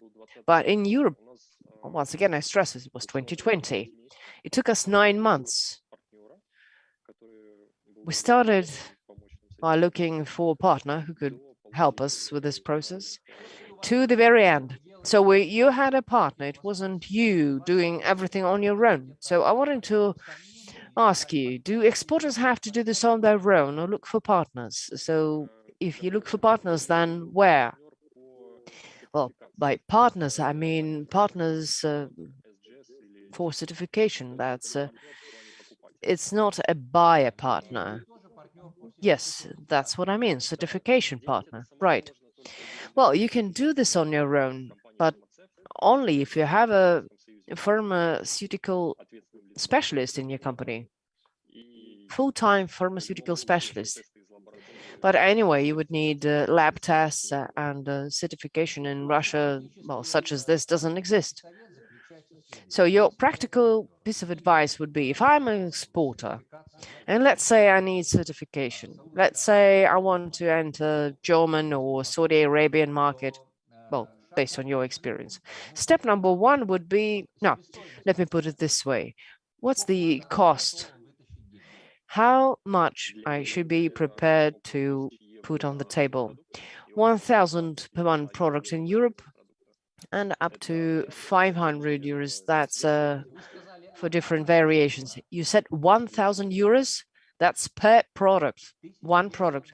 1,000, one product. Well, yes, of course, we had a whole range of products, so the number was much bigger. Okay, I have 5 products. You're saying that 5,000 euros, that's what certification would cost. If you're talking about 5 cosmetic products, it's a little more because partners in Europe are not that interested to do this for 1,000 euros. So perhaps it's going to be a bit more, but in our case, it was, yes, 1,000 euros. So 5,000 euros.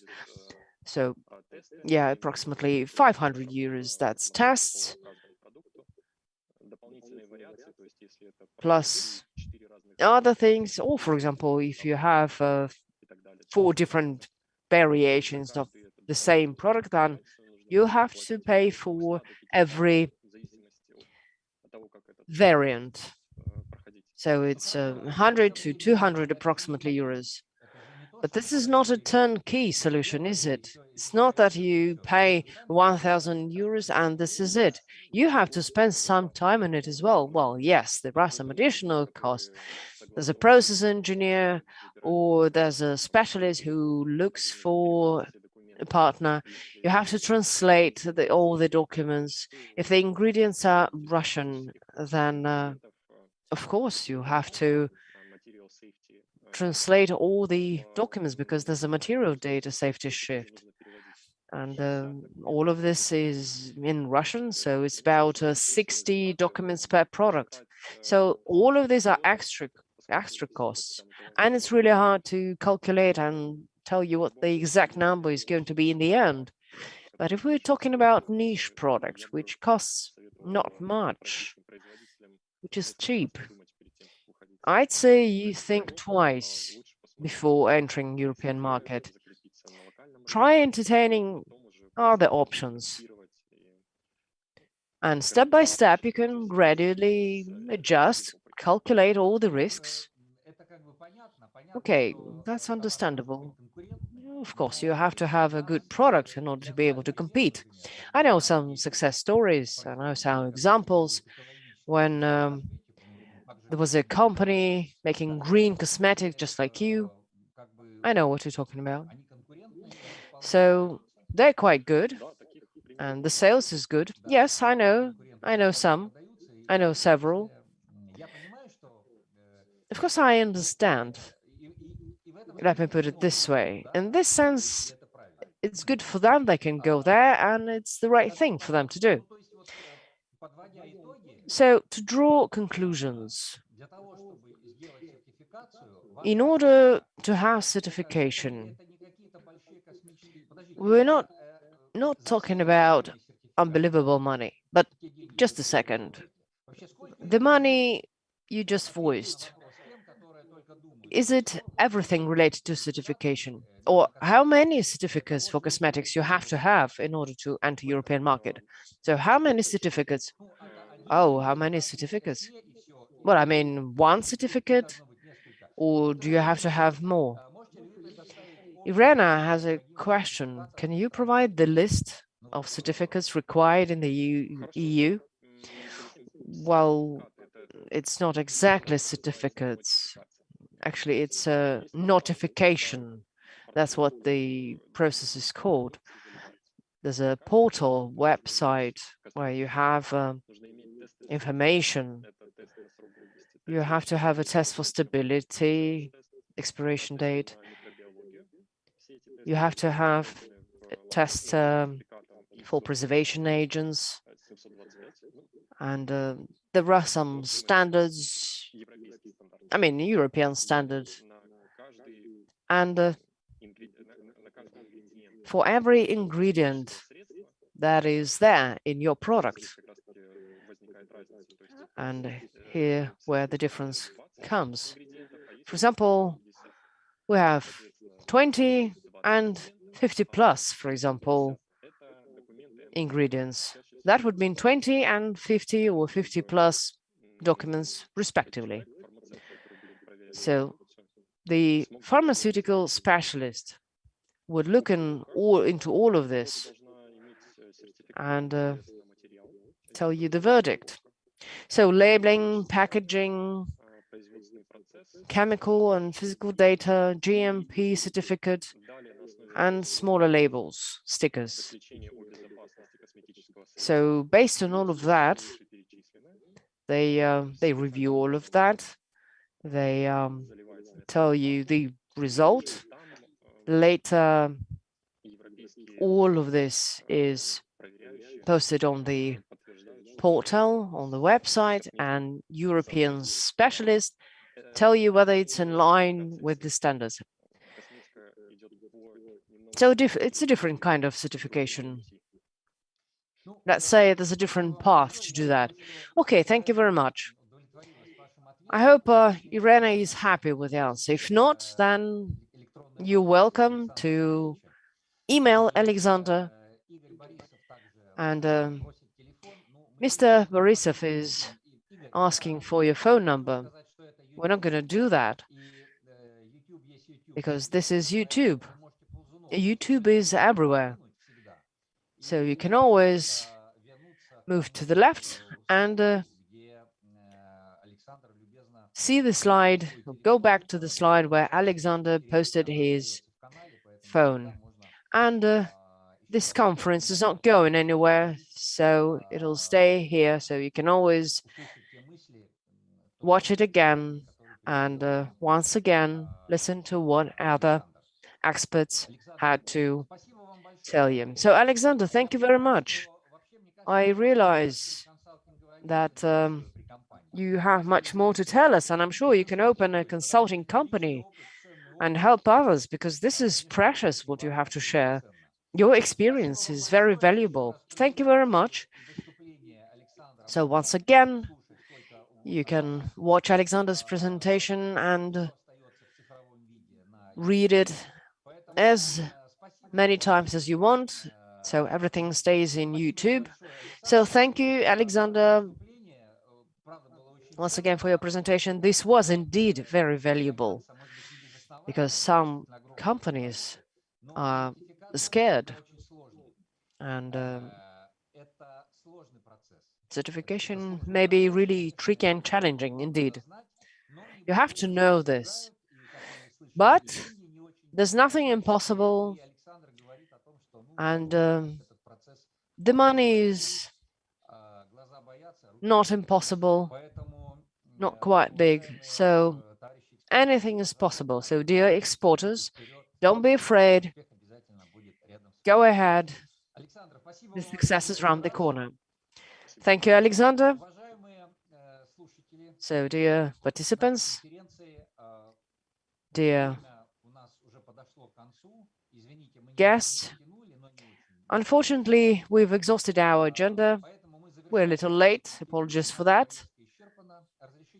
So I would like to thank all the organizers of this business mission that helped organize this video conference, the Russian Export Center, that on a daily basis does everything possible to help and support our exporters.